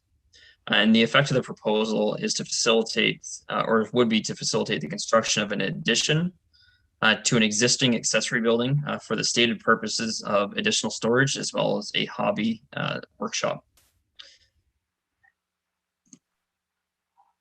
So the subject property in this case is located at 13285 Medway Road. It is approximately 2.6 acres in area and does have a frontage, again, approximately of 55.5 meters on Medway Road. It's located on the south side of Medway, west of the intersection at Medway and Hyde Park Road. The lands currently contain a single detached dwelling, as well as an existing accessory structure, which is approximately 185.8 square meters. This parcel is bordered by large lot agricultural lands on all sides. It is designated agricultural area in Middlesex County's official plan. Agricultural in Middlesex Center's official plan, and is zoned agricultural A1 zone in Middlesex Center's comprehensive zoning bylaw. One comment was received by a neighboring landowner subsequent to writing the planning report. They did offer support for the applicant's proposed minor variance. No further comments were provided by internal departments or agencies upon circulation of the application. So staff note that the intent of the applicant is to construct an addition to the existing accessory building, which is located along the east interior side yard behind the main dwelling. As stated in the planning report, staff are concerned that the proposed size of the accessory building could create compatibility issues and also encourage its use as a commercial structure, if not by the current landowner, potentially future subsequent individuals as well. As directed in the bylaw, accessory buildings are not permitted to be used for home occupations or business-related uses. Additionally, I am concerned that the proposed size for the residential accessory building is out of character with the residential accessory buildings in the area. I do note that buildings similar to the proposed size are used to support agricultural activities, which are not considered accessory buildings in the bylaw. Rather, they are evaluated as agricultural structures with different size limitations and requirements. So as stated in the planner's report, I am of the opinion that the proposed minor variance is not minor in nature. It's not appropriate or desirable and does not meet the intent of the zoning bylaw. Therefore, I am recommending that this particular subject application be denied. So thank you, and I'm available to answer any questions. Thank you for that report. I want to note that Kimberly Hunter is the applicant and is available to answer questions from the committee should they arise. And the clerk has also asked me to note that at 6:08, there was an additional request for access to the meeting. So with respect to this file, so just so that you're aware. And I will now turn to the committee for questions or comments. Deputy Mayor Brennan. Through you, Madam Mayor, to Dan. Dan, seeing that this is in an agricultural area, and it's an addition to an existing building, and I'm quite familiar with the property as it's just down the road from me. The addition on this building is behind it. Nobody's going to see it. I've seen this do this sort of thing before in Grantham, large accessory buildings and with no concern about what happens to these buildings after the current owner sells the property. So I'm just concerned or wondering why we have a problem with this one. What might happen down the road when we've had other ones that we granted and you have deemed okay, why this one's, I'm not understanding, I guess, why this is being denied. Yeah, so through the chair to Councillor Brennan. So I understand where you're coming from. Previous applications that we have received for accessory buildings were nowhere near the size proposed by this particular accessory building. So what we have in this particular situation is the existing accessory building is actually already larger than the permissible size in the bylaw. And I understand that the addition will be located behind the main structure. So, you know, you could make the argument from the road that, yes, okay, there's no really additional impact against the sight line. In this particular case, the concern raised, I think, is particularly valid in that I'm not sure why someone of a residential nature would require an accessory building that's so large, unless they were operating a business out of it. These, you know, we have these permissions in the bylaw and limitations for a specific reason. So it just, in this particular instance, it seems excessive why they would need a building so large when the only clarification offered by the applicant in this particular situation is they just want more space to put stuff in. I guess that's, and I would seriously be concerned that, and, you know, like I said before, it might not be this particular individual, but if someone else comes along and purchases this lot and sees this very large building, there's an inherent notion that they can use that building for something other than just storage. So I would be cautious. I understand that the municipality does have bylaws in place that, bylaw officers in place that would enforce the bylaw and that home occupations would not be permitted. So I understand if the committee would not share that same concern, but I just find it to be excessive in size, and I don't think it's necessary for at least a residential use of a property. If it was used for an agricultural use, I can definitely see this as an appropriate building. But again, agricultural uses are evaluated under a completely different standard in the bylaw. It's not a residential accessory building. So that's at least where my opinion and recommendation is coming from in this particular instance. Thank you. Councillor Cates. I was curious of the same thing as well. So, you know, maybe they have a car collection. Are we to judge that sort of thing? But in reading, and it's A1, so maybe they put a chicken coop there. I don't know. I'm just making that up. But when I read this, your report, and we see requested, show me if, or tell me if I'm not reading this correctly. You know, just like the ones we just passed with the covered deck and the bigger garage, etc. This says, or 0.2% lot coverage. So these people are only over by 0.2% lot coverage, and that's why that's what we're denying them for. In the end, 0.2 lot coverage. Thank you.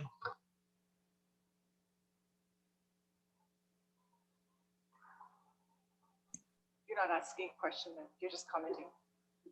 You're not expecting an answer. I'm sorry, I was asking Dan to clarify. I'm sorry. That's what I thought. Yeah, thanks.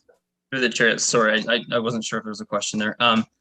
Yeah, so the bylaws in terms of accessory buildings permits the lesser of 165 square meters or 3% lot coverage.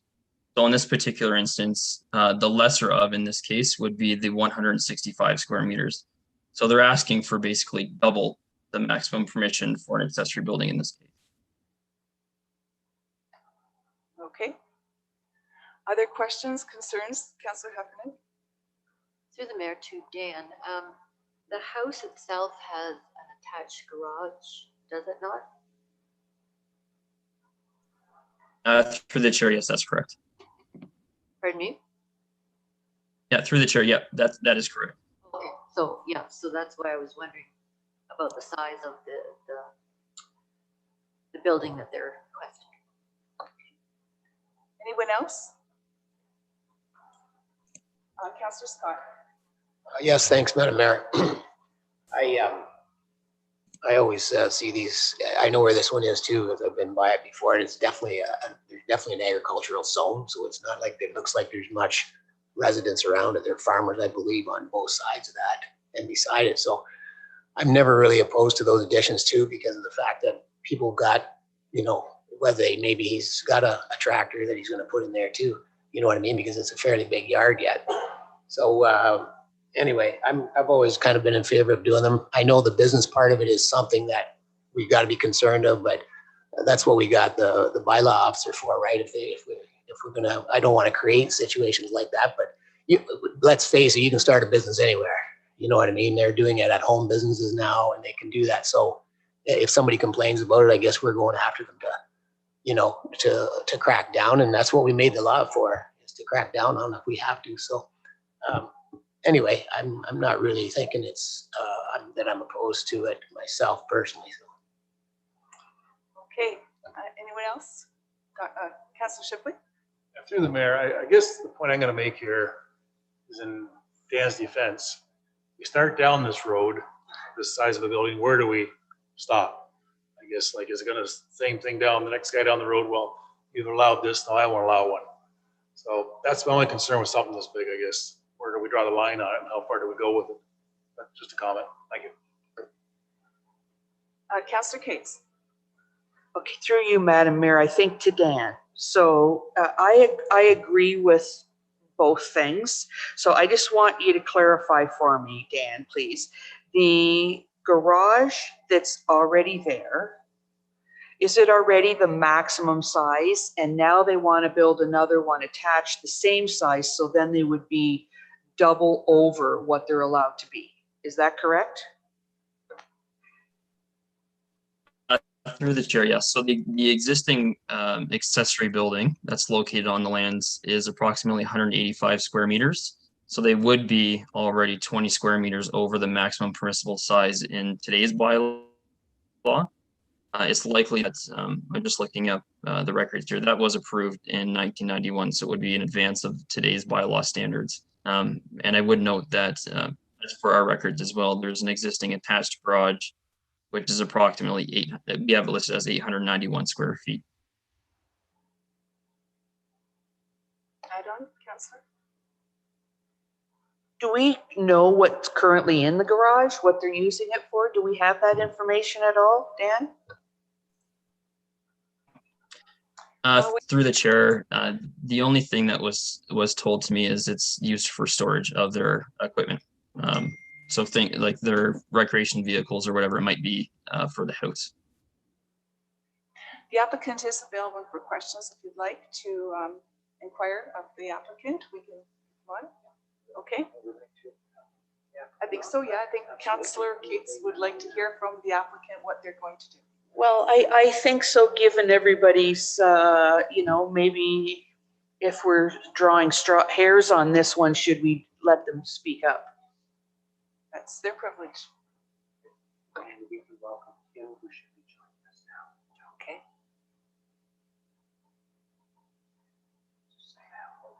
Kim, good evening.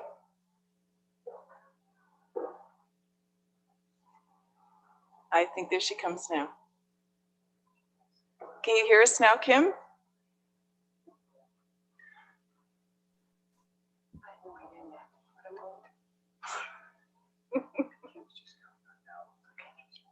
Here we go. Oh, I think we're having a little difficulty, aren't we? We are having a little technical difficulty, so we can keep moving if we are. Okay, well, I wanted to weigh in too. I just didn't want to jump in and rain on anyone's parade. Okay, so I have to support the recommendation that the planner has given us. I don't say that this is a minor request. We are exceeding the original standards already. We've had to live with any number of issues that have resulted from changes in ownership, as Dan raised. I respect the fact that the deputy mayor likely knows the people and what they'll do and what kinds of businesses they don't run in the building, that it's for their own personal use. But I'm of the opinion that and in quotes, a bad planning decision is one that we have to pay the price for down the road, even when it comes to things like court costs, and we have to evict people from situations, not just once, twice to court. So I'm cognizant of the cautions that the planner has noted. I say, I don't think it complies with the general intent and purpose. This is not a little variance that someone says, I need a little bit bigger garage. I don't think it's minor, and I don't think it's appropriate development on that property. That's my 2 cents. So if we have the resident. Oh, no, we're not. Okay, we can move forward. Go ahead, Councillor. Do you have what? I just want to have a comment to what you said. I agree with what you said, and I think that the fact that it's another building, or it's the same size. It's not like they're asking for 10 feet or 20 feet, and it's a little bit bigger. The fact that it's double the size, maybe that's the hardest part. Thank you. And double the size relative to something that's already in excess. We're not talking a 5 foot that's going to 10 feet. We're talking about bigger than allowed to much bigger than permitted. Okay, in any event, I'll call the vote. The motion is that minor variance application 827-2021 filed by Eddie and Kimberly Hunter for relief from the comprehensive zoning bylaw in order to establish a maximum size for all accessory buildings on the land of 334.45 square meters, or 3.2% of lot coverage, whereas the zoning bylaw permits maximum size of the lesser of 165 square meters or 3% lot coverage for lots larger than 5,000 square meters, that is in excess of 1.25 acres, for a property municipally known as 13285 Medway Road be denied, and that the reasons for denying the minor variance application 827-21 include that it does not comply with the general intent and purpose of Middlesex Center's comprehensive zoning bylaw. The request is not minor in nature, and the request represents inappropriate development on the subject property. I'll call the vote and say those who, sorry. Oh yeah, here we go again. Mover and seconder, please. Councillor Scott and Councillor Heffernan, all in favor of the motion that it be denied. And opposed? One opposed, it's carried. Thank you, everyone, and thank you, Dan. And I think that was the last one. We'll move on now to public meetings. So I need a motion to move into the planning meeting, and that would be that the Committee of Adjustment does now adjourn at 8:29 p.m. And we reconvene to resume the August 11th, 2021 council meeting, and the council moved to public meetings at, what would I say, 8:29, pursuant to the Planning Act 1990, to consider the applications listed on the August 11th, 2021 council agenda. A mover, Councillor Cates, and a seconder, Councillor Heffernan. All in favor? And we are now in public meetings. Opening remarks are that the members of the public that are participating virtually in this evening's public meeting have previously provided notification to the clerk in advance of the meeting. If you wish to receive further notification on any of the applications being considered this evening, I ask that you please send an email to the planning department at planning@middlesexcenter.on.ca requesting further notification. Please be advised that comments expressed and written material presented are a matter of public record.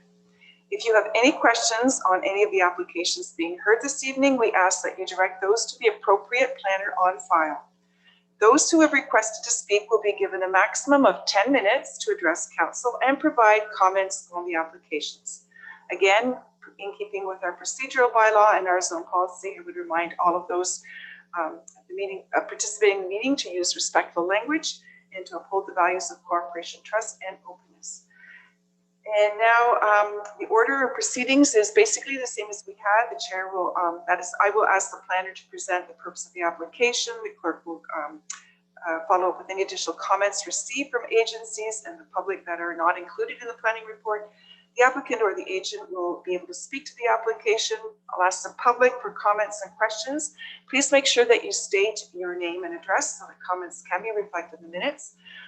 Then I'll turn to the committee for questions of either the applicant and or staff. and then we're going to get to motions regarding those applications. So the first item is an application for zoning bylaw amendment on Van Eck, and Marion Cabral is going to present the planning report, please. Hello, Marion. Thank you, Madam Mayor, and through you to Council. I'll just share my screen. The municipality did receive a zoning bylaw amendment application for a temporary use on the lands known as 21096 Van Eck Road. The purpose of this report is to make a recommendation on the requested rezoning for a temporary use to permit the construction of a single detached dwelling while living in the existing single detached dwelling. The temporary use would only apply to a period of up to 3 years. Upon expiration or completion of the new dwelling, the existing dwelling would need to be removed. So the lands are located on the east side of Van Eck Road and south of Egremont Drive in Melrose. The subject lands are approximately 2.3 acres in area and contain a single detached dwelling, a shed, barn, and a greenhouse. The property does have private services and is surrounded by agricultural lands to the south and east and residential lands to the north. So the requested application is generally consistent with the policies of the PPS, County Official Plan, and Middlesex Center Official Plan as it relates to permitting a single family dwelling within a hamlet area. This application was circulated to area residents, staff, and agencies. Staff did not receive any comments at the time of writing this report. However, leading up to this public meeting, we did receive one phone call from a neighbor who was in full support of this application. Additionally, Upper Thames River Conservation Authority did review the application as a result of the regulated area that covers the entire property. They have no concerns with the rezoning. However, the applicant would be required to obtain permits at the time of constructing their new dwelling. Building services did make some comments as they noted that there are some outstanding conflicts with property standards bylaw as a result of a previous commercial business that operated on the property. As such, the CBO has requested that the owner clean up the property and remove the commercial uses and any open storage area in compliance with the property standards bylaw and the zoning bylaw, and that this request would be incorporated into the temporary use agreement. Additionally, Public Works and Engineering have requested that the applicant submit a deposit and enter into an agreement with the municipality to ensure the removal of the existing residence promptly once occupancy was provided. And of course, this temporary use agreement would also incorporate the request by the CBO related to the removal of the commercial lands. So as such, planning staff determined that the requested zoning bylaw amendment for a temporary use zone for a period of up to 3 years is consistent with all applicable policies, including the Middlesex Center Official Plan. As such, staff recommend that the application be approved and that the owner enter into a temporary use agreement with the municipality that will require the existing dwelling and all commercial uses to be removed and submit a deposit of $10,000 to the municipality. And I'll be happy to answer any questions at this time. Thank you, Marion. Tommaso and Anita Lepore are the applicants, and they have registered to speak to the application. Would you like to comment at this point? Cool.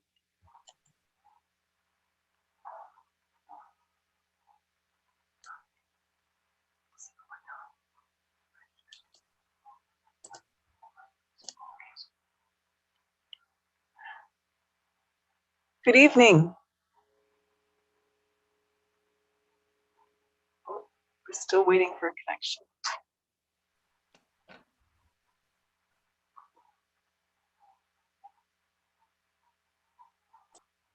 Can you hear us now? Yeah, can you hear me? Yes, I'm sorry. I understand you go by Tom. It's okay, that's fine. Good evening, Madam Mayor and Council. My name is Tom Lepore, my wife Anita. We purchased the property just a little while back. It was my mom and dad's property, which they lived there for almost 30 years. I recently, unfortunately, lost both of them. And I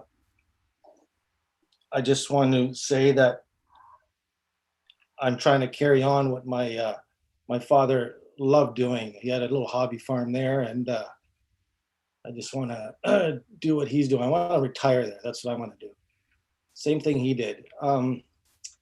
The reason we want to keep the house up is because my nieces live there with their father. My sister was there probably a couple years in after my parents buying the property, and she had cancer and passed away. And my nieces and my brother-in-law have lived there ever since. So, excuse me. I don't know where they can go if I tear the house down. So what we're going to do is build a house and have the girls move in with us.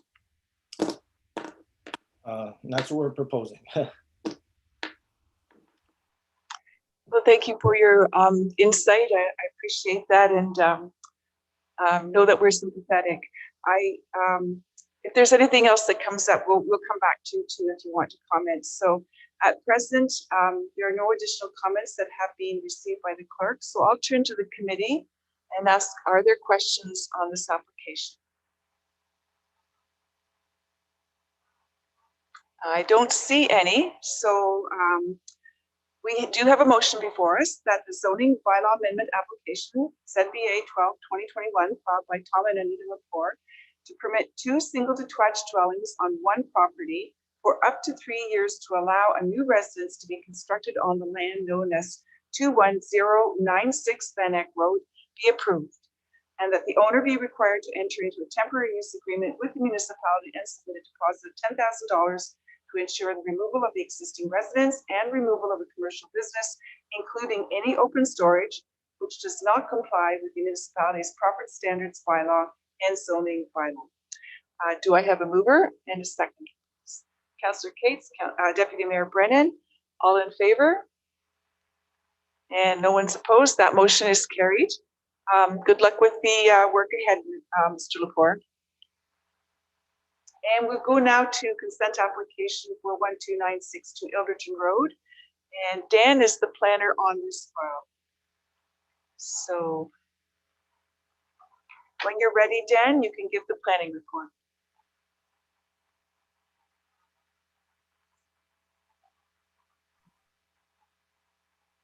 Sorry, through the chair, was I introduced? Yes, and you have. Always hard to know. Move ahead. Okay, thank you. Through the chair to the mayor and members of council.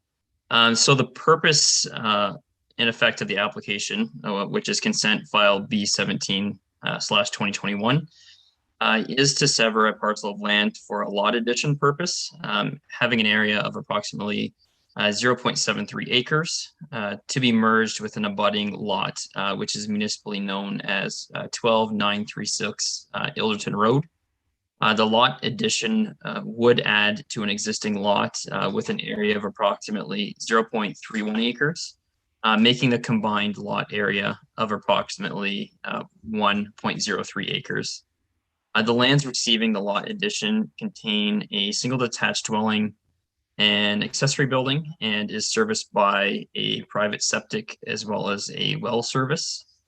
And the lands that would be retained are approximately 102 acres, and they do contain a single detached dwelling, an agricultural building, and agricultural land which are in crop production.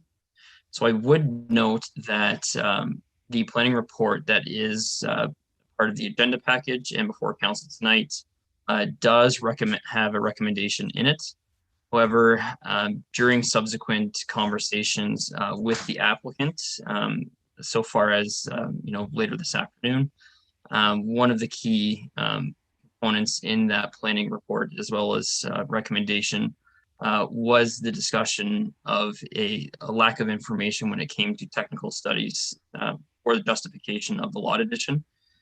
The applicant has now indicated that they would prefer to have the opportunity to seek professional justification for the expansion of the sanitary service, reason why they would need the lot addition. So respectfully, I will recommend that they be given the time to do so. So recognizing the fact that the the report does recommend a denial at this point in time, I will now recommend to council that this particular application be deferred to allow the applicant the time to complete the necessary studies to see if a lot addition of land is required to support their sanitary needs moving forward, or basically a technical justification for the increase. So with that said, I'm available for any questions, or if council does determine that they want to proceed with the decision on the application tonight, you do have my report, and I can certainly answer any questions on the report as well. Okay, thank you for that. Given the, I guess, no. The applicant is available for questions. I just want to make that clear, and the clerk didn't get any other comments. Are there questions that council would like to ask the planner before we decide which way we want to move ahead? Go ahead, Councillor Heffernan. Through the mayor to Dan, I noticed one of the conditions or the condition was that the county gets 18 meters of property, like from the center line. Now I'm just wondering what that's based on, because if I recall last month, it was 15 meters on Kamoka Road. So I'm just curious as to why there's a discrepancy. Like, is it set in stone, that particular amount, or is that just discretion? Yeah, so through the chair to Councillor Heffernan. So the particular road widths are determined by the road classifications in the county road classifications bylaw.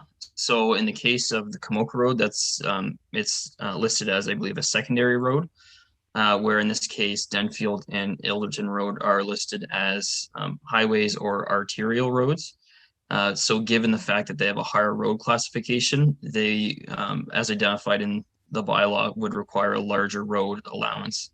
That's why in this particular case, you're seeing the request for an 18 meter from centerline dedication, which in this case, we don't know what that would translate to on the lands without a survey, but it does appear to be somewhere in the neighborhood of 3 meters on Elderton Road and approximately somewhere in the neighborhood of 5.5 meters along Denfield Road. Okay, and forgive me, council, what I really wanted to ask and focus on first was, do we have questions of the planner before we decide? Are we deferring, or are we going with the original denial? So if there's nothing that you need to understand about the change, or you want to clarify it by our planner, then what we need to figure out now is, are we going to defer, or are we going to stick with the original? Yes, go ahead, Councillor Shipley, and then Councillor. I guess I'd make a motion to defer as recommended by the planner. Thank you. Do I have a seconder for that? Councillor Arts? Okay, so.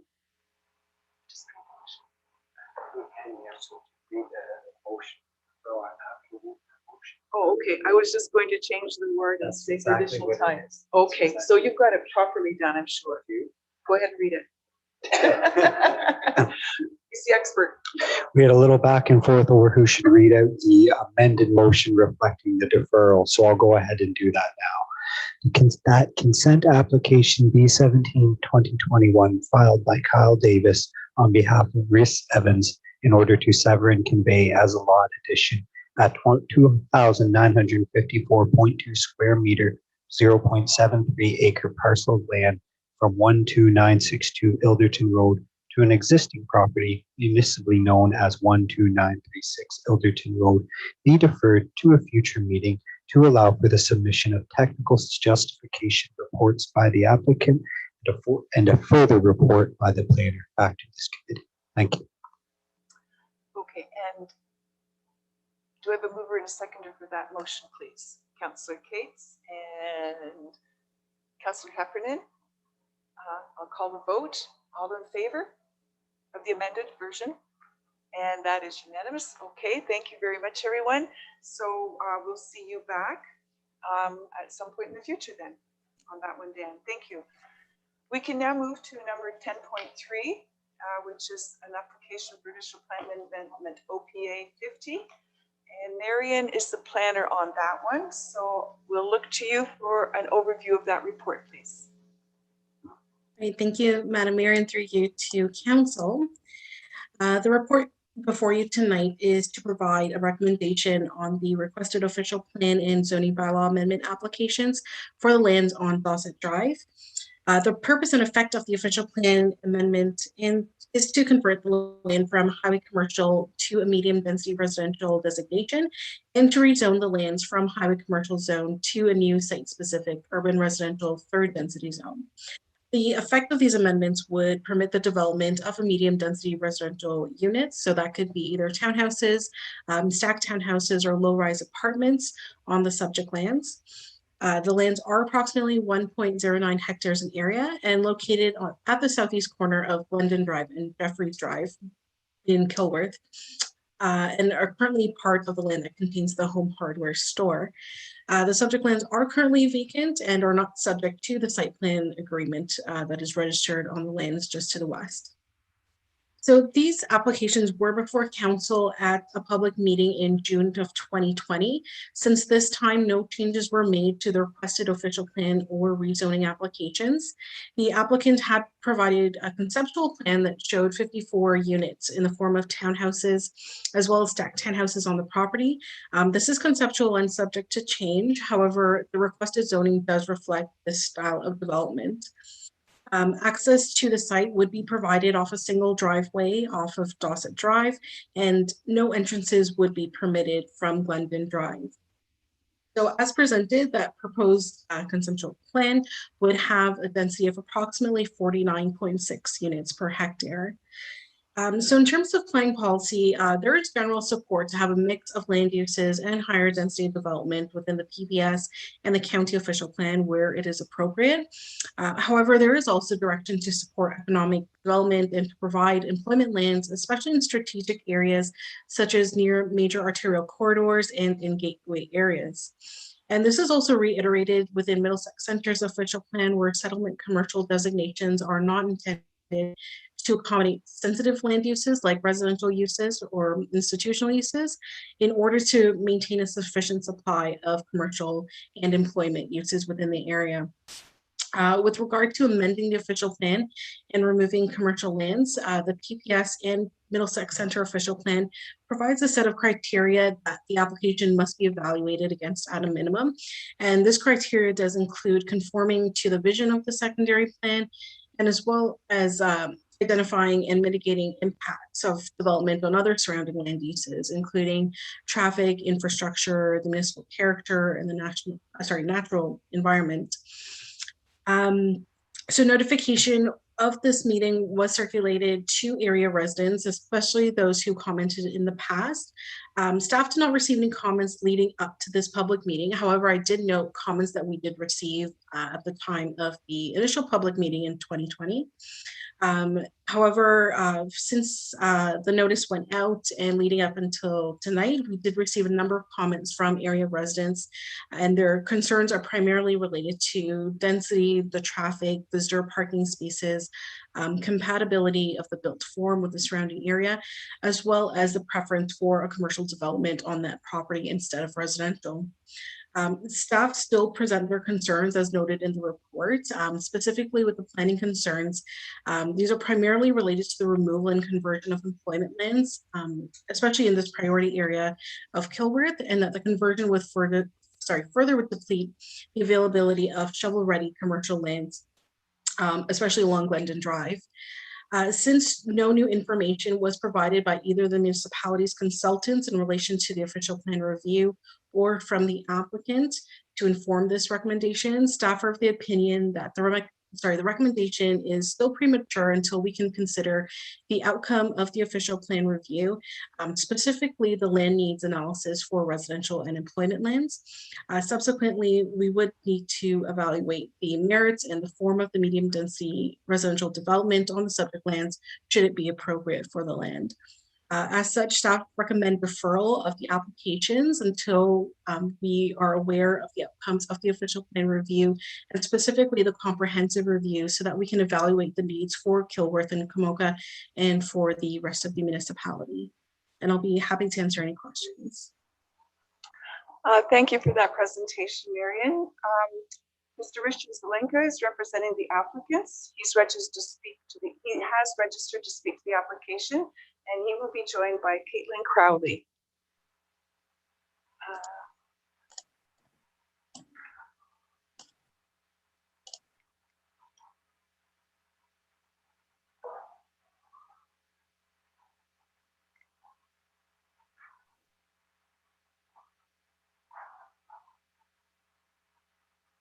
Hello, and thank you, Madam Mayor and members of council. My name is Richard Zelenka, the principal planner with Zelenka Priamo, the planning consultants working on this application, and Caitlin Crowley is here as well. And Caitlin has been the planner on this at the outset. So we're both able to answer any questions that council may have on this. This application was filed back in February of 2020. And as Marion mentioned, there was a public meeting in June of 2020.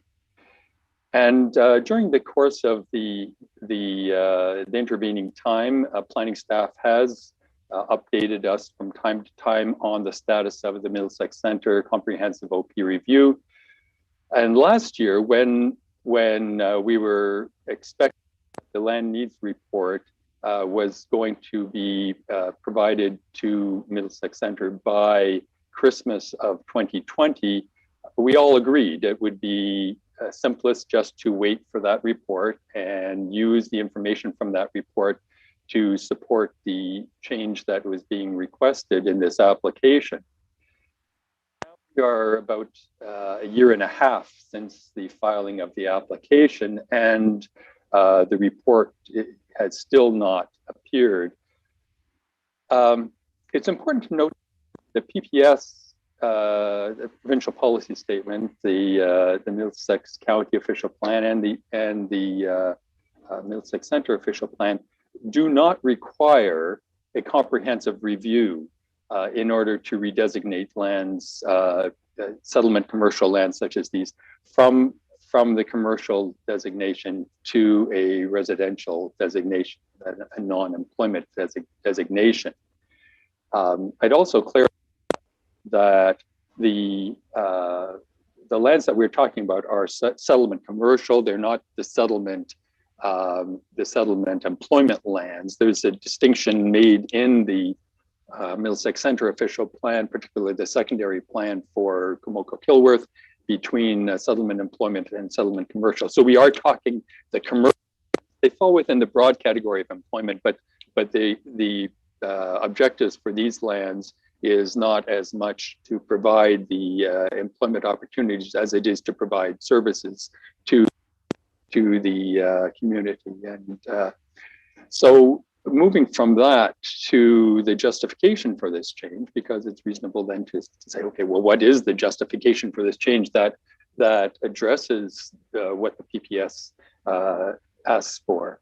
And there are a number of elements to that justification. The first of all, Middlesex Centre has recognized the need of housing forms to meet the changing needs of its population, and Marion has referred to that somewhat. And we can also identify that apartment and stacked townhousing forms of development, which are being requested on as a component of this site, are notably in short supply within Middlesex Centre. So there's a need for this form of housing. The second aspect of this is that this is just the easterly strip of the settlement commercial lands that we're talking about. It's the easternmost strip. It is the portion of the lands farthest removed from the access, the commercial access to the land, which is off Jeffreys Road, and that there is no commercial access along Glendon Drive. So that while these lands were intended to be highway commercial, they don't really have the characteristics that would support highway commercial, which would be easy access from the major arterial roadway. and so the lands that we're dealing with are the ones that are most limited by being the farthest from any commercial access on these lands. This strip of land, the easterly strip of land, is not required for commercial employment purposes over the long term for Middlesex Centre and for Kilworth settlement area. There is ample additional commercial land that is designated, that is zoned, and some of it subdivided within Kilworth. Approximately almost 3 hectares of settlement commercial is available, and that includes 1 hectare of land that is being retained on these lands for future restaurant and future office uses that are proposed on the northerly part of the site. In addition to that, and probably more importantly, there's 7 hectares of village center commercially designated lands. And those lands are intended by policy to be the focus of commercial and community activity within the Kilworth settlement area. So there's already a focus as to where the priority is to be given on commercial lands, and it's not these lands. There have been a lot of changes, major changes, that have occurred since these lands were first identified as having commercial potential. And one of those things, what I just mentioned, the new designations for village center areas.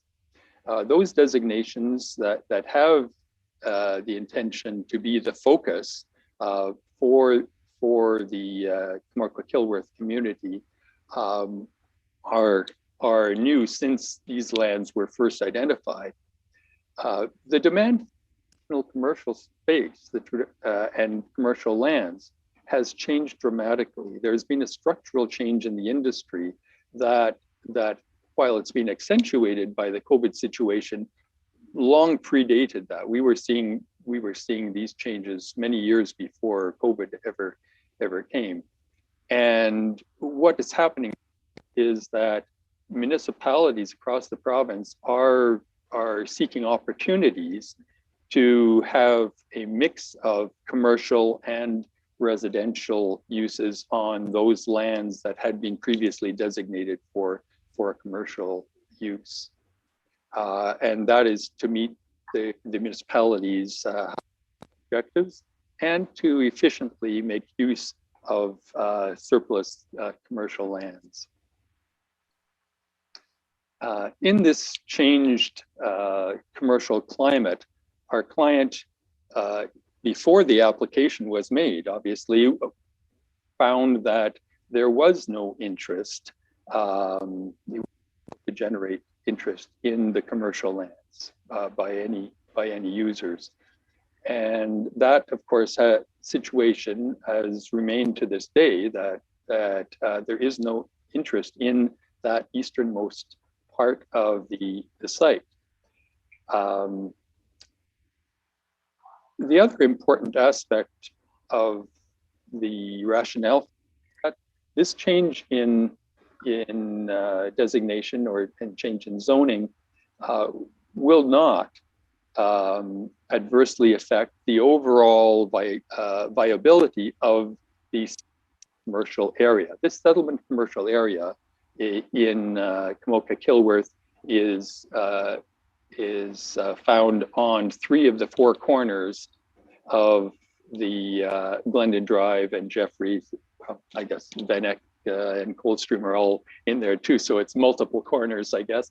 But 3 of those corners have the settlement commercial designation on them. And within that, there is plenty of additional land. A lot of it has not been brought on stream at all. But also by policy, the focus of this commercial area, of this particular commercial area, is the community gateway. And that's a priority area, the gateway, which is the intersection itself. And commercial lands are to be focused on that intersection. The lands that are before you tonight, Madam Chair, are at the easternmost part of this site. They are actually outside of this gateway. They're not part of the gateway. Be focused on the intersection. They're too far to the east. So, as in terms of priority lands, they are the least priority within that settlement commercial area and are not part of the community gateway itself. Thank you, Mr. Zelinka. We've gone over the 10 minutes, and I think we have a motion before us that council will want to speak to. So let me just, do we have? Yeah. Yeah. So I'll turn now to Steve Taylor. Is there any question or point that you want to raise? I know you're available to answer questions, but given a presentation and what you've heard, is there anything you want to comment on as in your role as president of the Condo Association?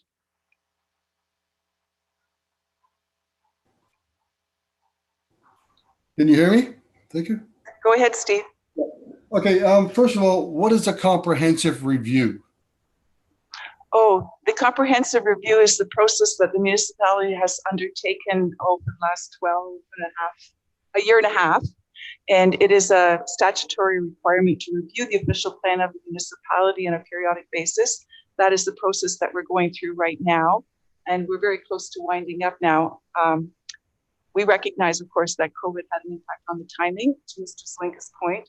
But that is that document that is our guidebook with respect to what goes where and what zones are applied to which pieces of land going forward.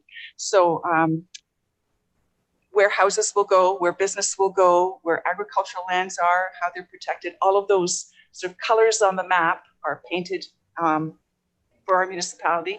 And then that is the document that guides decisions with respect to what happens where, in what order, and what time frame kind of thing, taking into account the other variables like where servicing and all those other kinds of things. That's really does that make sense? Yeah, no, that's understood. I didn't know what was going on behind the scenes. So found it very hard to follow along settlement, this and settlement. Obviously, the people are planning this. But the biggest thing that we want to bring to notice here to the council is the density of this development and the traffic it's going to bring and the lack of parking. I mean, if it gets changed to residential, you're almost trying to double the units per hectare, and no parking. For a rural community, people don't visit unless they drive. So I know all of our comments have been taken in from last time. Our next step would be to wait to the October 27th meeting. Okay, very well. Thank you. Would that be our next step? Sorry. That's pretty clear. Thank you, Steve. Okay, thanks. Okay, Bye-bye. thank you for coming. And the clerk has indicated also that there were comments that were received and distributed today. So you will have seen a number of documents. Yes, everyone's nodding. So we've seen those. Now I'll turn to committee members. Is there any question on this deferral motion that your planner has recommended? Councillor Cates. Through you, Madam Mayor, to Marion.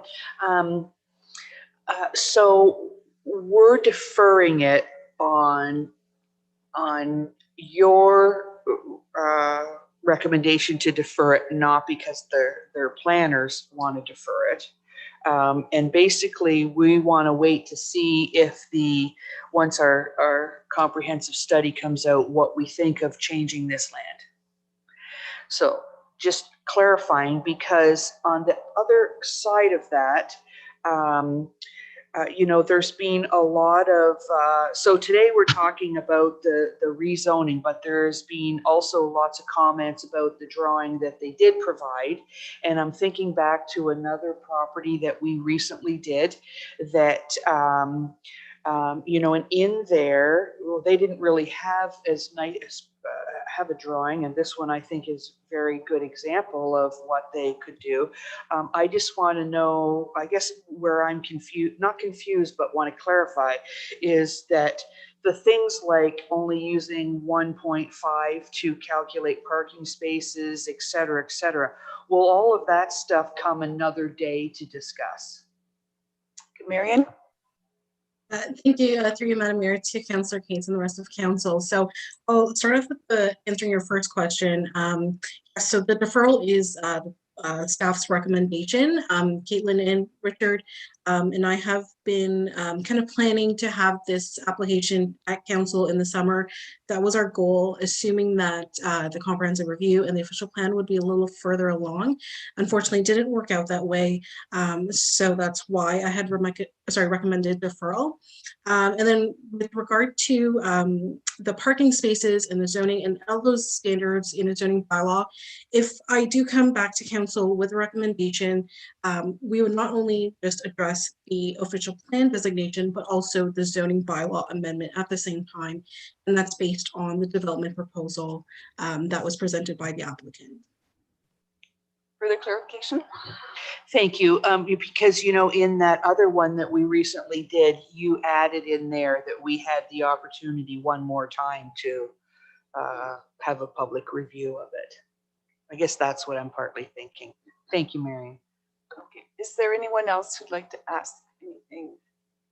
Okay. We do have a motion before us. And it is that zoning bylaw amendment applications at BA 09-2020 and the official plan amendment application OPA 50 filed by Selenka Priamo Limited on behalf of 756949 Ontario Limited to redesignate and rezone the land for medium density residential development be deferred to the October 27th, 2021 council meeting date provided. The comprehensive review has been completed. So the key statement there is the comprehensive review needs to be finished before we consider. So do I have a mover and a seconder? Councillor Heffernan and Councillor Shipley, all in favor? And no one is opposed. That is carried. Okay, thank you, Marion, for your efforts here. And we'll move now to notice of motion. Members of council, do you have any notices of motion to provide? Councillor Scott. Yes, I do. Thank you, Madam Mayor. I'd like to make a motion that the Middlesex Center mask bylaw be amended to allow for optional wear indoors.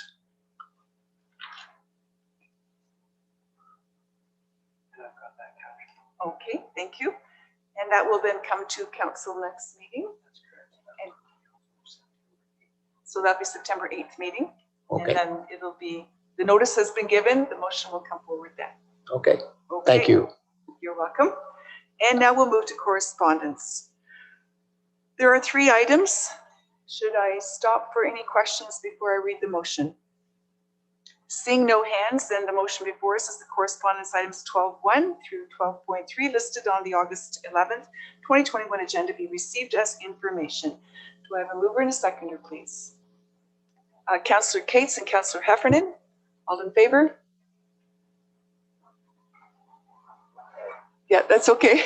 We're still reading and looking, so I just wanted to make sure I give everyone a chance. And that is carried, and no one's opposed. All right, I'll turn to our deputy there now for an update on what happened at County Council. Fairly quiet meeting yesterday. We had a number of items deferred. KPMG audit report was deferred till next meeting in October or September. And subsequent to that, the treasurer's reports were also deferred until September meeting. We had a ETEL Communications was a successful bidder to for a portion of the Swiss project to put fiber optics in Southwest Middlesex, so that's going ahead. There were a long list of speed requirements for county roads, we looked at and approved. The county had a surplus of $2.68 billion out of last year's budget. That money will be transferred into the county tax rate stabilization fund to offset any further future tax rates, perhaps. The OPP gave us a report that the four main causes of highway deaths are drug and alcohol, speed, driver inattention, and lack of seat belts. And as of July 2021, this year, there have been 138 deaths in the OPP patrol areas. So that's quite a significant number. And those four reasons I quoted are the reasons, major reasons for it. The community care paramedic program continues to go out with a lot of success, keeping people in their homes longer, preventing people from going to hospitals, and caring for people that are waiting on a waiting list for a long-term care home. They deal with those kind of people too, and they are dealing with some mental health care for some patients also. They're also doing some COVID screening and pop-up clinics to try to get that rolled out and get more people vaccinated. We had a report from our arbiter, Mark Brown, about the gypsy moths. Of course, this time of year, they're on the decline because they've gone through their life cycle. He's not recommending spraying. There's too many concerns with it, he feels, and there are other things that are possibly can be done that are less passive, virtually using a soapy water that destroys the fatty tissue of the moth and kills them off that way. The feeling is that by spraying, you kill a lot of other insects and moths that you don't want to kill off. So that was his report. The United Way, Elgin Middlesex, gave a report that they've reinvested $350,000 throughout the county and that for poverty for kids. And they have many other programs also. $247,000 have been put in for COVID concerns. 7,000 people have accessed programs by the United Way in Elgin Middlesex.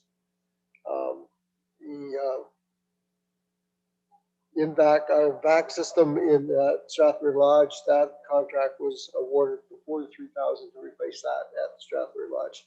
And that's about the main functions there. Thank you.